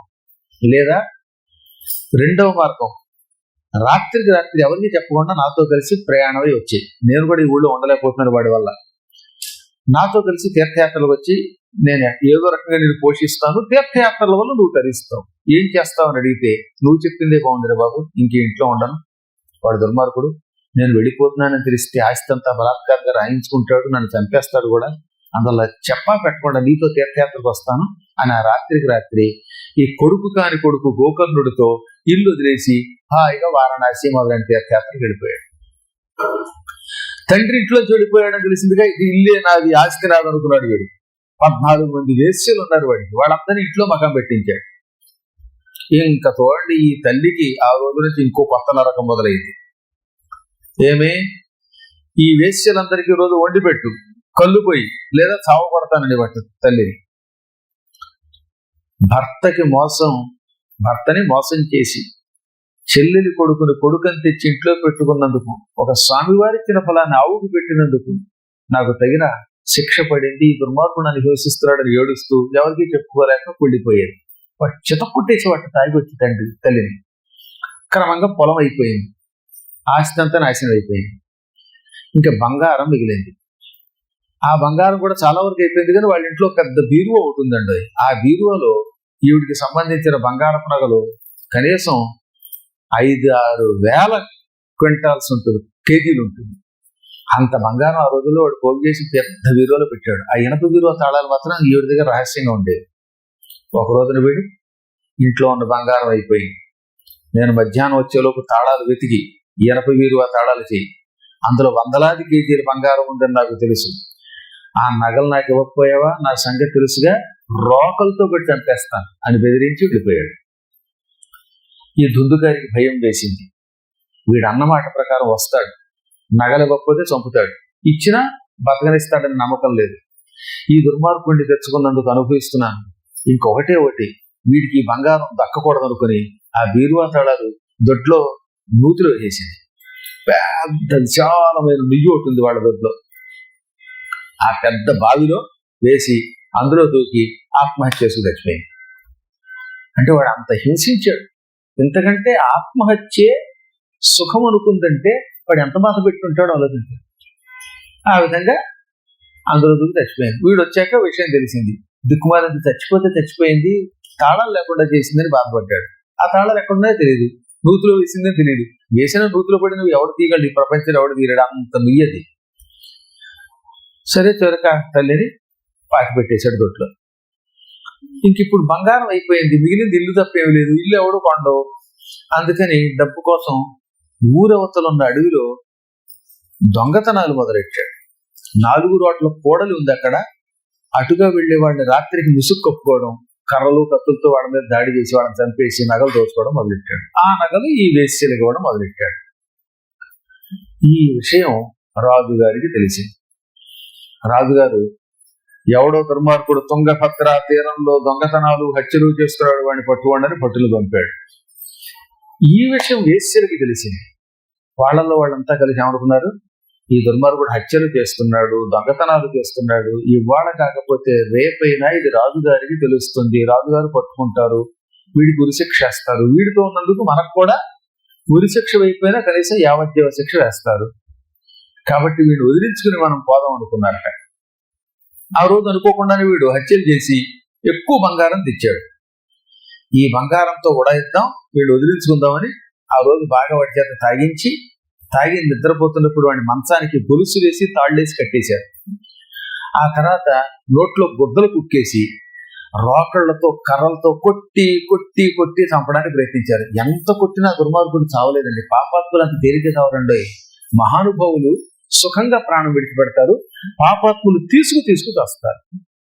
వీడు చావకపోతే వాళ్ళకి మండిపోయి వాడి మీద నిప్పులు పోసి చివరికి కాలికి చంపేశారు. అలా వాడిని దుర్మరణం పాలు చేసి చుట్టుపక్కల వాళ్ళకి ఏమీ తెలియనట్టుగా, మా ఆయన ఈ మధ్యన దొంగతనాలకు వెళ్ళాడండి, ఎక్కడికి దొంగతనాలకు పోయాడో, అలాంటి దుర్మార్గుడితో కష్టం, ఈసారి వస్తే వాడిని పట్టుకుని రాజభట్లకు అప్పగించండి అని చెప్పి ఇంటికి తాళాలు వేసి ఒక రాత్రి వాళ్ళు ఈ బంగారం కూర్చొని పారిపోయాడు. ఈ దుర్మార్గుడు కాలిబూడిదయ్యాడుగా. చివరిగా దుర్మరణం పాలవ్వటం వల్ల వీడు ఒక ప్రేతాత్మగా మారిపోయాడు. యాక్సిడెంట్లో చచ్చినవాడు, ఇలా క్రూరంగా చంపబడినవాడు, హత్య గావింపబడినవాడు, ఆత్మహత్య చేసుకు చచ్చిపోయిన వాళ్ళు, ఇలాంటి వాళ్ళు నరకానికి వెళ్ళరు, స్వర్గానికి వెళ్ళే అవకాశం లేదు, పుణ్యాత్ములు కాదు కనుక వీళ్ళు ప్రేతాత్మలుగా మారతారు, ఒక విచిత్ర పిశాచాలుగా మారతారు. ఈ పిశాచాలకి ఆకలి ఉండదు, దాహం ఎక్కువ. ఆకలికి మనలాగా అన్నం తినలేదు, విపరీతమైన ఆకలి విచిత్రంగా వేస్తుంది, తిందామంటే మన ఆహారం వాళ్ళకి పడదు. అదో పెద్ద కథలండి, అది గరుడ పురాణం నేను రాశాను, అందులో చదువుకోండి. దుర్మరణం పాలై ప్రేతాత్మ అయినటువంటి వాడు ఎవరైనా పిరికివాడు కనపడితే వాళ్ళ దగ్గరికి వెళ్ళి వాళ్ళని భయపెడతాట, ఓహోహో అని అరుస్తాడు. ఈ అరుపులకు అవతలవాడు భయపడితే మాత్రమే చంపి తినగలరు. మీలాగా ధైర్యవంతులు ఎవడెవరా నువ్వు అన్నారా, వాడు హడిని బారిపోతాడు. అందువల్ల ప్రేతాత్మ అందరినీ ఏమీ చేయలేవండి. మొండి పెరుగుల్ని ధైర్యవంతుల్ని అవేం చెయ్యవు. తిరిగి వాళ్ళని అరిచి భయపెడతాయి, భయపడితే మాత్రమే వాడిని చంపుకు తింటాయి. వీడి ప్రేతాత్మగా మారి వాళ్ళ వీధుల్లోకి వచ్చేటటువంటి వాళ్ళని రాత్రిపూట భయపడడానికి ప్రయత్నించాడు. తిరిగి వాడు ఒకళ్ళిద్దరు భయపడ్డారు, వాళ్ళని తిన్నాడు. కాస్త ఇలాంటి ధైర్యవంతుడు ఎవడెవరారు అని కత్తి తీయగానే హడిని బారిపోయాడు. కానీ మొత్తం మీద చుట్టుపక్కల వాళ్ళందరికీ తెలిసింది, ఓహో దుందుకారుడు చచ్చాడు ఏదో కారణం చేత, ఎవరు చంపితేనే వాడు చచ్చాడు, వాడు ప్రేతాత్మ అయ్యాడు. తిరిగి వాళ్లను మాత్రమే భయపెడుతున్నాడు, అందువల్ల ఎవరు సాయంత్రం అయితే ఆ విధుల్లోకి వెళ్ళకండి అన్నారు. తిరిగి వాళ్ళే కాదు, భయపడేవాళ్ళు కాకుండా ధైర్యవంతులు కూడా వెళ్ళడం మానేశారు, ఎందుకు అయినా మంచిదని. దాంతో వీడికి ఆ వీధిలోకి ఎవరు రాకపోవటం వల్ల, తన అరుపులకి భయపడి తెచ్చేవాడు లేకపోవడం వల్ల తిండి లేకుండా అయిపోయింది. మలమల మాడిపోయేవట. దాహం వేస్తుంది, రక్తం దొరకదు. ఆకలి వేస్తే ఈ తిండి తిండగనక మాంసం కావాలి కనుక దొరకదు. అలా అల్లాడిపోయాడు. చావు రాదు, ఎందుకంటే చచ్చి ప్రేతాత్మ అయ్యాడు కనుక వాడికి వేరే చావు ఉండదు. అందుకే చచ్చే చావు అంటే ఇది. ప్రేతాత్మలకి చావు ఉండదు, బాధ ఉంటుంది. ఇలా వాడు గజగజలాడిపోతూ ఉండగా కొంతమంది ఊళ్ళో వాళ్ళు తీర్థయాత్రలకు వెళ్ళారు. వాళ్ళు అనుకోకుండా గయాక్షేత్రంలో ఈ ఆత్మదేవుడి కొడుకుని గోకర్ణుడిని చూచారు. గోకర్ణుడు అక్కడ ఉన్నాడు. వెంటనే వీడు, గోకర్ణ, ఆత్మదేవుడు ఏమయ్యాడని అడిగితే, మా నాన్న నాతో తీర్థయాత్రలకు వస్తూ వస్తూ మరణించాడు. ఆయన మరణించగానే ఆయనకి అన్ని కర్మకాండలు చేశాను, గయ్యలోకి వచ్చి శ్రాద్ధం పెట్టాను అనగానే వాళ్ళు అన్నారు, నాయన నీకు తెలియదేమో, నువ్వు మీ నాన్నగారిని వెంట పెట్టుకుని తీర్థయాత్రకి వెళ్ళావు, అక్కడ పాపం దుందుకారి చచ్చిపోయింది, మీ అమ్మ కూడా నిన్ను పెంచినావిడ, మీ సోదరుడు కూడా చచ్చిపోయి ప్రేతాత్మ అయ్యాడు, దాదాపుగా 6 నెలలుగా అటువైపు వెళ్ళేవాడిని పీడిస్తున్నాడు అని చెప్పగానే జాలిపడి, అయ్యయ్యో ఈ గతి ఎప్పుడో పడుతుందని నాకు తెలుసు, పెంచిన తండ్రి పోయాడు, తల్లి పోయింది, చివరికి సోదరుడు పోయాడా అని ఈ చచ్చిపోయిన వాళ్ళకి గయలో పిండ ప్రదానం చేశాడు. ఎందుకంటే గయలో ప్రేతాలకి పిండ ప్రదానం చేస్తే వారికి ప్రేతత్వం నుంచి విముక్తి కలుగుతుంది గనక. అలా పిండ ప్రదానం చేసి అక్కడి నుంచి ఆఖరిసరిగా ఊరెళ్ళి ఆ ఊళ్ళో ఏమన్నా సంపద మిగిలితే దాన్ని ఆ ఊళ్ళో వాళ్ళకి దానం చేసి నా దారిని పోదామని ఆ ఊరు వచ్చాడు. నడిచి 3 నెలలు 4 నెలల్లో కష్టపడి కాలినడకన నడిచి మొత్తం మీద తుంగభద్ర తీరంలో ఉన్న గ్రామం చేరాడు. వాడు వచ్చేసరికి చీకటి పడిపోయింది. ఆ వీధి అరుగు ఉంది కదా, ఆ అరుగుని బాగా దుమ్ముతో ఉంటే దులుపుకుని, ఎందుకంటే ఏడాదిగా ఎవడు పట్టించుకోవట్లేదు, అదంతా దులిపేసి అరుగు మీద పడుకున్నాడు. ఎందుకంటే తలుపులకి తాళాలు వేసి ఉన్నాయి, అవి వేసి పట్టుకుపోయారు కదా, అది తెలియదు ఊళ్ళో వాళ్ళకి. ఇప్పుడు వీడు అరుగు మీద పడుకున్నాక ఒక రాత్రి వేళ పిశాచ రూపంలో ఉన్న దుందుకారుడు అక్కడికి వచ్చాడు. ఈయన అరిచాడు, ఈయనేం పట్టించుకోలేదు. వాడు సింహంలాగా, తోడేళ్లాగా, నక్కలాగా, కొరవి, దీపంలాగా రకరకాలుగా రూపాలు ధరించి ఇతన్ని భయపెట్టాలని ప్రయత్నించాడు. ఎంత భయపెట్టినా ఆయన మహాత్ముడు, మంత్రవేత్త గనక పట్టించుకోకుండా ఆఖరణ కమండలంలో కాసి నీళ్లు తీశాడు. వీడు బెదిరించడానికి ప్రయత్నిస్తున్న ఏదో ఒక దిక్కుమాలిన ఆత్మాన్ని గ్రహించి మంత్రం చదివి ఈ మంత్ర జలం వాడి మీద చల్లగానే వాడికి మాట వచ్చింది. ఎవడో నువ్వు అని అడిగితే, నేను సోదర, నీ తమ్ముడిని, నీ అన్నయ్యని, దుందుకారుణ్ణి అన్నట్ట. ఇతను తెల్లబోయాడు. సోదరా నువ్వా? నువ్వేదో దుర్మరణం పాలి పిశాచం అయ్యావని మన ఊళ్ళో వాళ్ళు చెబితే నీ కోసం గయ్యలో పిండ ప్రదానం చేశాను. గయ్యలో శ్రాద్ధం పెట్టినా నీ శ్రాద్ధం పెట్ట, నీకు ఇంకా ఇంతవరకు విముక్తి కలగలేదా అన్నాడు. అప్పుడు వాడు అన్నాడు, నా శ్రాద్ధం గయలో ఒకసారి కాదు, గయా శ్రాద్ధసితేనాపి ముక్తిర్మే న భవిష్యతి. గయలో ఒకసారి కాదు, 100 సార్లు శ్రాద్ధం పెట్టినా నాకు ముక్తి లభించదు. నే చేసిన పాపాలన్నీ, అన్ని పాపాలు చేయటం వల్ల గయలో వరసగా నా పేరు మీద 100 పర్యాయములు శ్రాద్ధము పెట్టినా ముక్తి రాదు అనగానే, అయితే ఇంక నీ కర్మ అంతే అన్నాడు. అలాంటి అలాగా ఒక తల్లి పిల్లలం కాకపోయినా అన్నదమ్ముల్లో పెరిగాం. నా కోసం ఏదో రకంగా మార్గం వెతికి ఈ ప్రేతత్వం నుంచి విముక్తి కలిగించిన ఆయన, తిండి లేక దాహం తీరక అలమటించిపోతున్నాను, ఈ ప్రేతం బాధ అనుభవించేవాడికి తెలుస్తుంది అనగా, సర్లైతే రేపు ఊళ్ళో వాడిని కనుక్కుంటాను అని ఆ పూటకి వాడిని ఊళ్ళో ఉన్న ఆ నూతులకి, గదిలో ఉన్న నూతులకి పంపేసి పొద్దుటే చుట్టుపక్కల వాడి సాయంతో తలుపుల తాళాలు పగలగొట్టించి ముందు ఇల్లు శుభ్రం చేయించాడు. అనంతరం అందరినీ సమావేశపరిచాడు. అయ్యలారా, ఈ ఇల్లు, ఈ ఆస్తి అంతా ఊరికి అప్పగిస్తున్నాను, మీరు మంచి కార్యక్రమాలకి దీన్ని వాడండి. ఇక నేను వెళ్లే ముందు నాకు ఒక బాధ్యత ఉంది. మా సోదరుడు దుందుకారుడు ప్రేతమై ఆ పాడుబడిన నూతిలో పడున్నాడు. ఏ కారణం చేతనో దుర్మరణం పాలయ్యాడు వాడు. అవన్నీ ఇప్పుడు మనకు అనవసరం. వాడికి ప్రేతత్వం నుంచి విముక్తి కలగజేయకపోతే నేను కూడా పాపాత్ముడు అవుతాను. వాడు సోదరుడు కదా ఎంతైనా. వాడికి ఎలా విముక్తి కలిగించాలో ధర్మశాస్త్రాల్లో ఏమైనా సూక్ష్మం ఉంటే చెప్పండి. నేను వాడికి పిండం పెట్టినా వాడికి గండం గడవలేదు అనగానే అప్పుడు వాళ్ళు ఆలోచించి వీడు చాలా పాపాలు చేశాడు కనుక వీడి పేరు మీదుగా గోదానం చేస్తే బాగుంటుందని ఒకడన్నాడు. వెంటనే వీడు అబ్బే గోదానం వల్ల నాకు పాపం పోదన్నాడు, లేదు నూతులోంచి. అక్కడ నుంచి వింటున్నాడు అన్ని. అబ్బే అన్నాం. వాళ్ళు ఏం చెప్పినా సరే భూదానం అని ఒకడు, గోదానం అని ఒకడు, ఇంకేదో కన్యాదానం అని ఒకళ్ళు, ఎవరికి తోచింది వాడు చెబుతుంటే అవన్నీ చేసినా నేను ప్రేతంగానే ఉంటాను, రాత్రికి మళ్ళీ బయటకు వచ్చి మిమ్మల్ని తింటాను, నాకు మాత్రం ఆ ప్రాయశ్చిత్తం సరిపోదు, నా పాపాలన్నీ ఉన్నాయి. పద్మాకర్ గారి నెత్తి మీద వెంట్రుకలన్నీ లెక్కెట్టచ్చేమో, కానీ నా పాపాలు లెక్కట్లేదు అనగానే అయితే ఇక నీకు ముక్తి ఇవ్వడం మా వల్ల కాదన్నారు వాళ్ళు. అప్పటికి మెట్టి మధ్యాహ్నం 12 అవుతుంది. ఇంకా గోకర్ణుడికి ఏమనిపించింది, ఈ మనుష్యుడెవరు ఈ పాపాత్ముడి పాపానికి ప్రాయశ్చిత్తం చెప్పలేరు, ఇక మిగిలింది ఎవరు? నడినెత్తుకు వస్తున్నప్పుడు ఆయన కంటికి కనపడినవాడు సూర్యుడు. అందుకని నాయనలారా, నేను నా ఆత్మని నా యోగ శక్తితో పైకి పట్టుకుపోతున్నాను, నా ప్రాణం పైకి లేస్తుంది, అదొక యోగ శక్తి. ప్రాణం బతికొండగానే పైకి తీసుకెళ్లొచ్చు, మళ్ళీ లోపలికి పెట్టచ్చు, కానీ అలాంటి ప్రయత్నాలు చేయకండి. అలా చేసి ప్రాణం వెనక్కి రాకపోతే చచ్చిపోయిన వాళ్ళు ఉన్నారు, డ్రైవింగ్ లేని వాడు డ్రైవింగ్ లేక. అందువల్ల నా శవాన్ని మాత్రం కాసేపు శవం అనుకోకుండా మీరు కాపలా కాయండి, తొందరపడి తగలబెట్టకండి, చచ్చిపోయాను అనుకుని నేను సూర్యుడి దగ్గరికి వెళ్ళి వస్తాను అని పలికి అందరూ చూస్తూ ఉండగా అరుగు మీద కూర్చుని ఈ ప్రాణం పైకి పట్టుకుపోయాడు. అప్పుడు అతని శరీరం అచ్చం కూర్చున్న శవంలో ఉంది. వాళ్ళందరూ తెల్లబోయి దాని కాపలా కాస్తూ ఉండగా ఇతని ఆత్మ హంస రూపంలో సూర్య భగవానుడి దగ్గరికి వెళ్ళిపోయింది. ఎంత గొప్ప యోగో, ఎంత తపస్యాలో ఆలోచించండి. ఆయన సూర్యుడికి నమస్కరించాడు. సప్తాశ్వరథమారూఢం ప్రచండం కశ్యపాత్మజం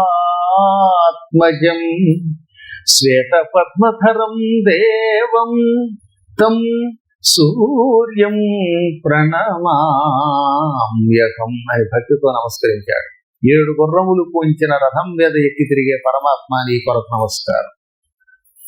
నువ్వు తీవ్రమైన కిరణాలు కలిగిన వాడు. మామూలు చండము అంటేనే తీవ్రం, కఠినమైన, భయంకరమైన, ప్రచండం అన్నారు. వేసవకాలంలో మధ్యాహ్నం పూట సూర్యుడి కిరణాలు ఎలా ఉంటాయండి? అవి చాలా ప్రమాదకరమైనవి, వేడిగా ఉంటాయి. అటువంటి కిరణములు కలిగిన వాడి కశ్యప ప్రజాపతి పుత్రుడివి, తెల్ల తామర పువ్వు చేతిలో ధరిస్తావు. అటువంటి సూర్య భగవానుడా నీ కొరకు నమస్కారం.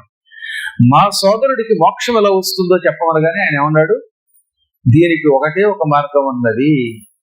శ్రీమద్ భాగవతమును 7 రోజుల పాటు దీక్షతో పారాయణ చేసి ఆ ఫలితమును అతనికి సమర్పిస్తే ఈ దుర్మార్గుడు ప్రేతత్వం నుంచి విముక్తి పొంది హాయిగా మోక్షానికి వెళ్ళిపోతాడు. ఇక ఈ ప్రపంచంలో అది తప్ప మరొకటి ఏది నీ సోదరుడిని బాగు చేయలేదు అన్నాడు. అప్పుడు అతడు ఆశ్చర్యపోయి భాగవత సప్తాహం చేసే విధానం అంత ఇందాకనే చెప్పినట్టుగా తెలుసుకుని భూలోకానికి వచ్చి తన శరీరంలో ప్రవేశించి ఒక శుభముహూర్తంలో ఈ భాగవత సప్తాహం మొదలెట్టాడు. ఈ ప్రేతానికి వైకుంఠం ఇవ్వడం కోసం. మీరంటే మనుష్యులు కాబట్టి ఎదురుగుండా కూర్చుని పెట్టినారు. ప్రేతం ఎలా వింటుంది? దానికి దీక్షా కంకణం కట్టడం ఎలాగా? దాని చేత పూజ చేయించడం ఎలాగా? అందువల్ల ఏం చేశారు, దానికి ఒక టెక్నిక్ సూర్యుడే చెప్పాడు. ఒక వెదురు కర్ర పట్టుకురము. 7 రోజులు భాగవతం వినాలి కనుక ఆ వెదురు కర్రకి 7 కణుపులు ఉండాలి. వెదురు కర్రకి కణుపులు అంటే ఇప్పుడు చూసారు ఈ ఫోన్కి ఇలాంటి ముచికలు, అలాంటి చెరుకు గడలకి వెదురుకి కణుపులను ఉంటాయి గుండ్రంగా. అవునా? అలాంటి 7 కణుపులు ఉన్న ఒక వెదురు కర్రని నీ ఎదురుగుండా పాతము. ఇదిగో బైక్ స్టాండ్ పెట్టినట్టుగా. మొదటి రోజు ఈ ప్రేతాన్ని మొదటి కడుపులోకి ఆవాహన చేయి. మొదటి పర్వం, సంస్కృతంలో దాన్ని పర్వం అంటాం, తెలుగులో కడుపు అంటాం. కడుపు కాదు, కడుపు అణ. అందులోకి ఆవాహన చేయి. వాడు అందులో కూర్చొని వింటాడు. వాడు శ్రద్ధగా వింటే అప్పుడు ఆ కడుపు అవుతుంది, పట్మని పగిలిపోతుంది. అది పగిలిందంటే వాడు విన్నట్టు, లేదంటే ఇడ్లీ తిని నిద్రపోతున్నట్టు. అందుకే కొంతమంది రహస్యంగా కళ్ళతోడు పెట్టుకొస్తారండి. కళ్ళతోడు ఎందుకు అనుకుంటారు? పురాణం వింటున్నప్పుడు వాళ్ళ కళ్ళు ఏ రకంగా ఉన్నాయో నాకు తెలియకుండా ఉండాలి. నాకు అన్నీ తెలుసు, ఏ మూల ఎవరి నిద్రపోయినా తెలిసిపోతుంది. అమ్మో నేను సర్వాంతర్యామి. అప్పుడప్పుడు కొంతమంది చూశారు కదా పురాణం చెప్తున్నప్పుడే అంటారు. నాకు చాలా కాలం తెలిసేది కాదు. నా పురాణం బాగుంది కాబోలు, అందుకని ఆనందంతో తలూపుతూ ఉంటున్నారు అనుకున్నాను. తర్వాత తెలిసింది వచ్చేటప్పుడు శ్రద్ధ వాళ్ళు ఆయన చేసిన ఇడ్లీ చట్నీ ముందుకు తిని వచ్చారు 12. వాళ్ళు ఆయన బలి వంట చేస్తాడండి. అలాంటి భర్త దొరికితే ఎంత అదృష్టం. ఇడ్లీ బాగా చేస్తాడు, కొంచెం అందులో నోకు ఒక్క పిసరు ఉడకలేదు కానీ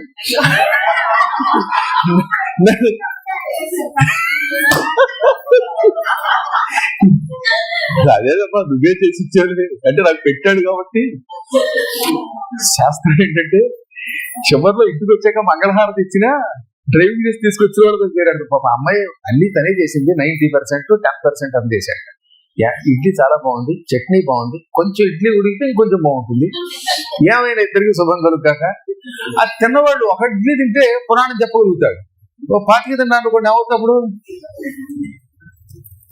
అలా నిద్రపోతారు. ఈ నిద్రపోతున్నప్పుడు మాకు తెలియక ఏమనుకుంటాం అనమాట, పురాణం బాగుంది పాపం తలకే ఊపుతారు అనుకుంటున్నాం. సరే ఏది ఏమైతేనే ఈ పురాణం వినడం శ్రద్ధగా వింటే మాత్రం ఆ కడుపు పొగుడుతుందని చెప్పారు కదా. మొదటి రోజు ఇలాగే మండపారాధన, దీక్షా కంకణాలు అందరికీ కట్టించారు. ఇతంతో పాటు అందరినీ కూడా కూర్చోబెట్టి అందరికీ దీక్షా కంకణాలు కట్టించి ప్రేతానికి కంకణం కుదరదు కనుక కడుపు కట్టి వీడిని అందులోకి ఆవాహన చేశారు. దుందుకారం, ప్రేత స్వరూపం, ఏత పరివే, ఆవాహయామి స్థాపయామి. పూజ ఏమనకూడదు, దిక్కుమాల ప్రేతాన్ని పూజించడం అందుకని స్థాపయామి అని కూర్చోబెట్టారు. ఈయన పురాణం చెబుతూనే ఉన్నాడు. మధ్యాహ్నం పురాణం పూర్తయింది, పట్మని ఆ కడుపు పగిలింది. అంటే ఆ రోజు పురాణం అతడు శ్రద్ధగా విన్నాడు.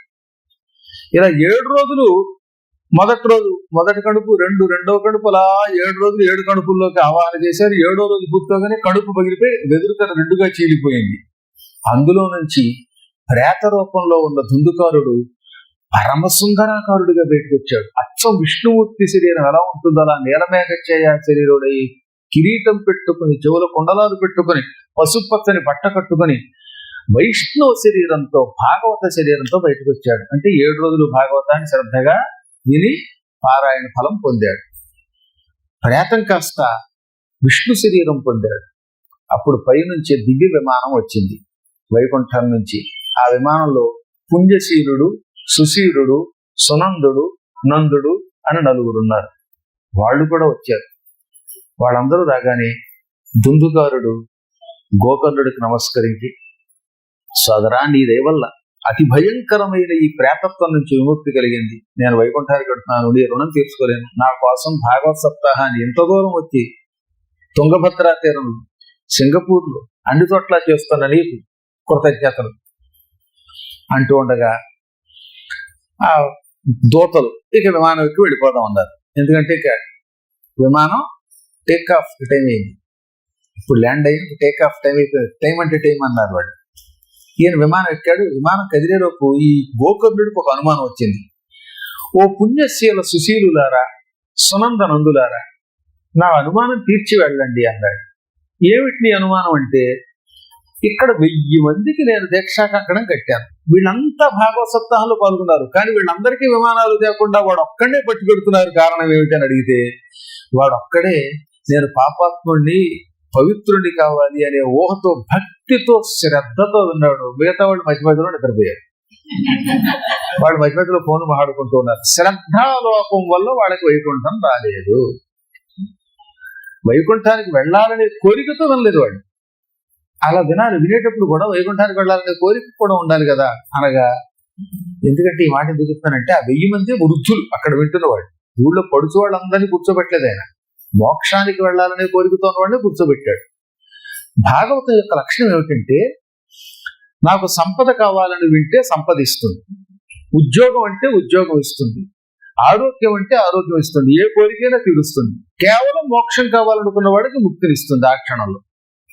ఇప్పుడు ప్రస్తుతం అక్కడ ఉన్నవాడు వృద్ధులు, వాళ్ళకి ఎలాగో 100 ఏళ్ళు దాటిన వాళ్ళు కనుక మోక్షం కావాలనే కోరికతో వచ్చారు రావడం. కానీ వచ్చిన శ్రద్ధలో లోపం ఉంది. మిగతా వాళ్ళు విన్నారు, కానీ వాళ్ళంతా మాకు పొలాలు రావాలి, స్థలాలు రావాలి, సింగపూర్ అంతా ఏలాలి ఇలా అనుకుని విన్నారు. కాబట్టి వాళ్ళ కోరికలు ఎలాగో తీరే.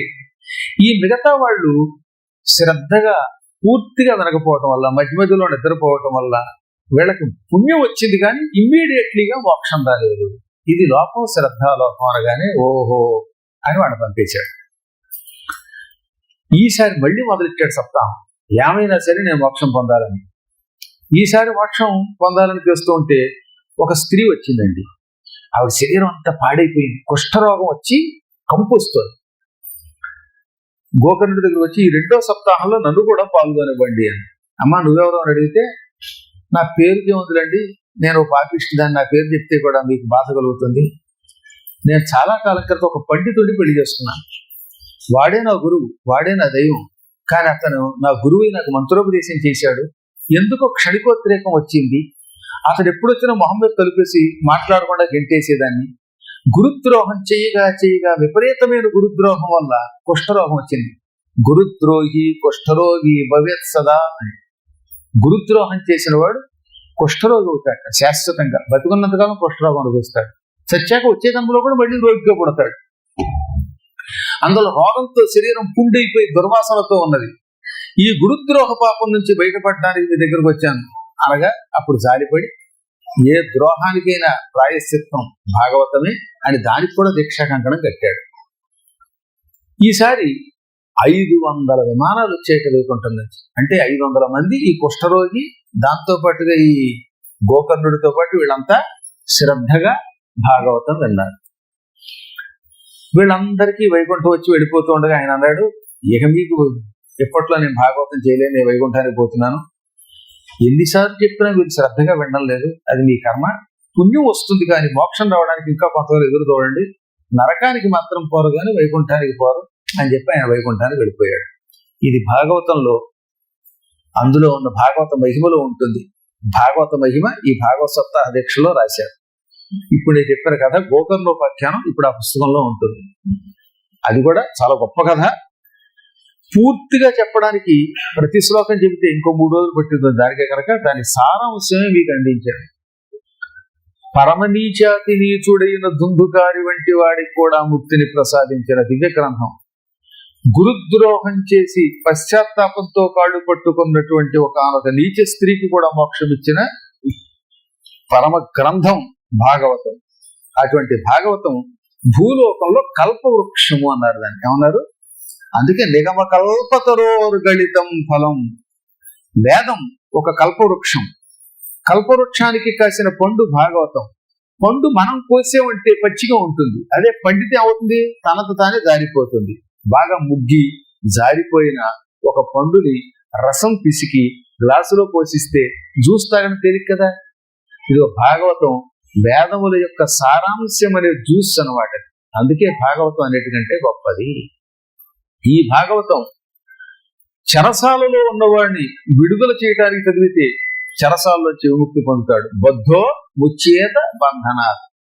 చెరసాల పాలై జైల్లో ఉన్నటువంటి వాడు బంధం నుంచి విముక్తి పొందుతాడు.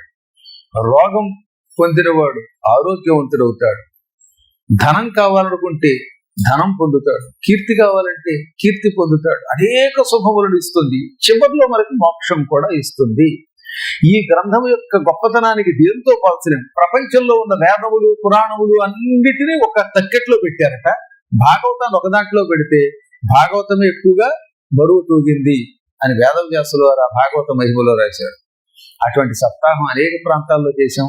అమెరికా, ఇంగ్లాండ్ అన్ని ప్రాంతాల్లో చేశాం, కానీ ఇక్కడ చేయలేదు అనుకున్నాను. సింగపూర్లో పాపం శ్రద్ధ, పాపం కాదు పుణ్యం శ్రద్ధ, ఏదో శుభముహూర్తంలో ఇది విన్నది, ఏమైనా అక్కడికి రావాలని గట్టిగా పట్టుకుంది. ఏం వస్తాను లేవమ్మా అన్నాను, కానీ ఈసారి కొంచెం గట్టిగా పట్టుకుందండి. నన్ను సాగు కొట్టేసి ఒక ఒక్కలో చెప్పాలంటే, అంటే ప్రేమతో భక్తితో ఇక్కడికి వచ్చేదాకా ఒప్పుకోలేదు.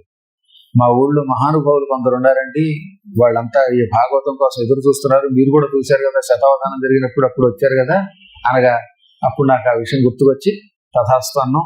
ఈ శుభముహూర్తం ఈ రోజు వైశాఖ మాసం నుంచి ఈ కార్యక్రమం మొదలైంది. వైశాఖ మాసం ఆంజనేయుడికి కూడా చాలా ఇష్టమైనది.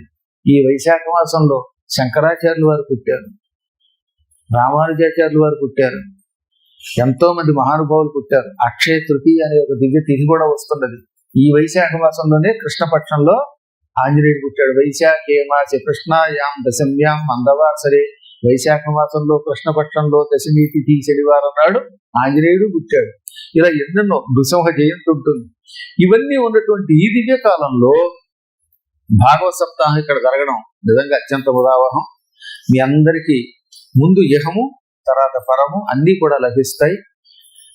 చిట్ట చివరి దాకా ఆ కంకణం అట్టే పెట్టుకుని చివరిలో నేను చెప్పాక మీ వీళ్ళు పెట్టి ఎలా చేయాలో అలా చేయండి, అందజేస్తే మాకు అందజేస్తే మేము యజ్ఞంలో వేయిస్తాం. అక్కడ కాదు మీరు ఎక్కడన్నా విదేశాలకు పెడితే ఏం చేస్తారో దాన్ని ఎక్కడో చోట నదిలోనో దాంట్లో కలిపేయండి. ఇంకేమైనా అనుమానం ఉంటే ఆవిడో ఈవిడో ఎవరినో ఒకరిని అడగండి. మరొక్కసారి అందరికీ శుభం కలుగాక. గోవిందా. సన్నుతి చేయవే మనస, సన్నుతి చేయవే మనస, ఆపన్న శరణ్యుని హరిని. సన్నుతి చేయవే మనస, ఆపన్న శరణ్యుని హరిని.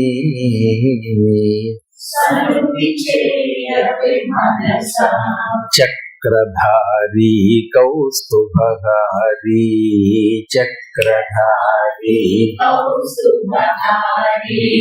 పాపహారి కృష్ణ మురారి, పాపహారి కృష్ణ మురారి. సన్నుతి చేయవే మనస, ఆపన్న శరణ్యుని హరిని.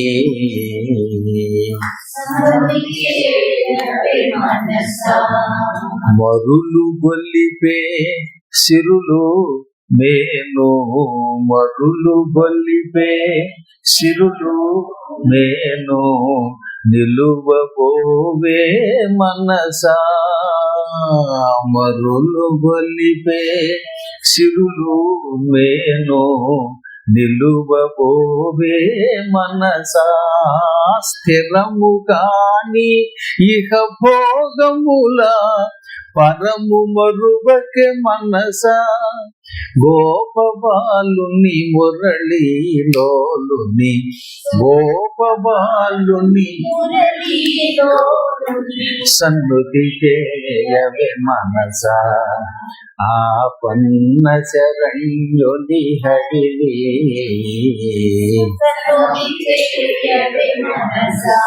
చక్రధారి కౌస్తుభధారి, చక్రధారి పాపహారి కృష్ణ మురారి, పాపహారి కృష్ణ మురారి. ఆపన్న శరణ్యుని హరిని.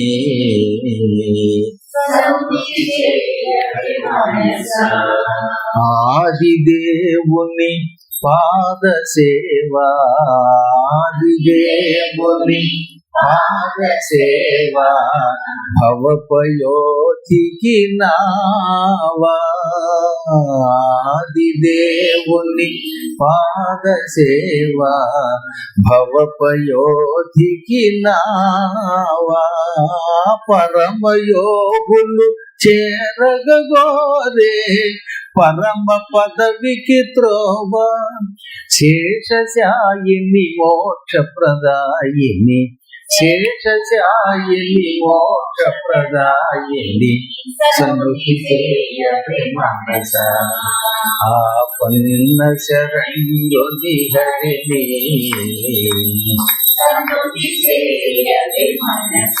చక్రధారి కౌస్తుభధారి, చక్రధారి పాపహారి కృష్ణ మురారి, పాపహారి కృష్ణ మురారి. సన్నుతి చేయవే మనస, సన్నుతి చేయవే మనస, సన్నుతి చేయవే మనస.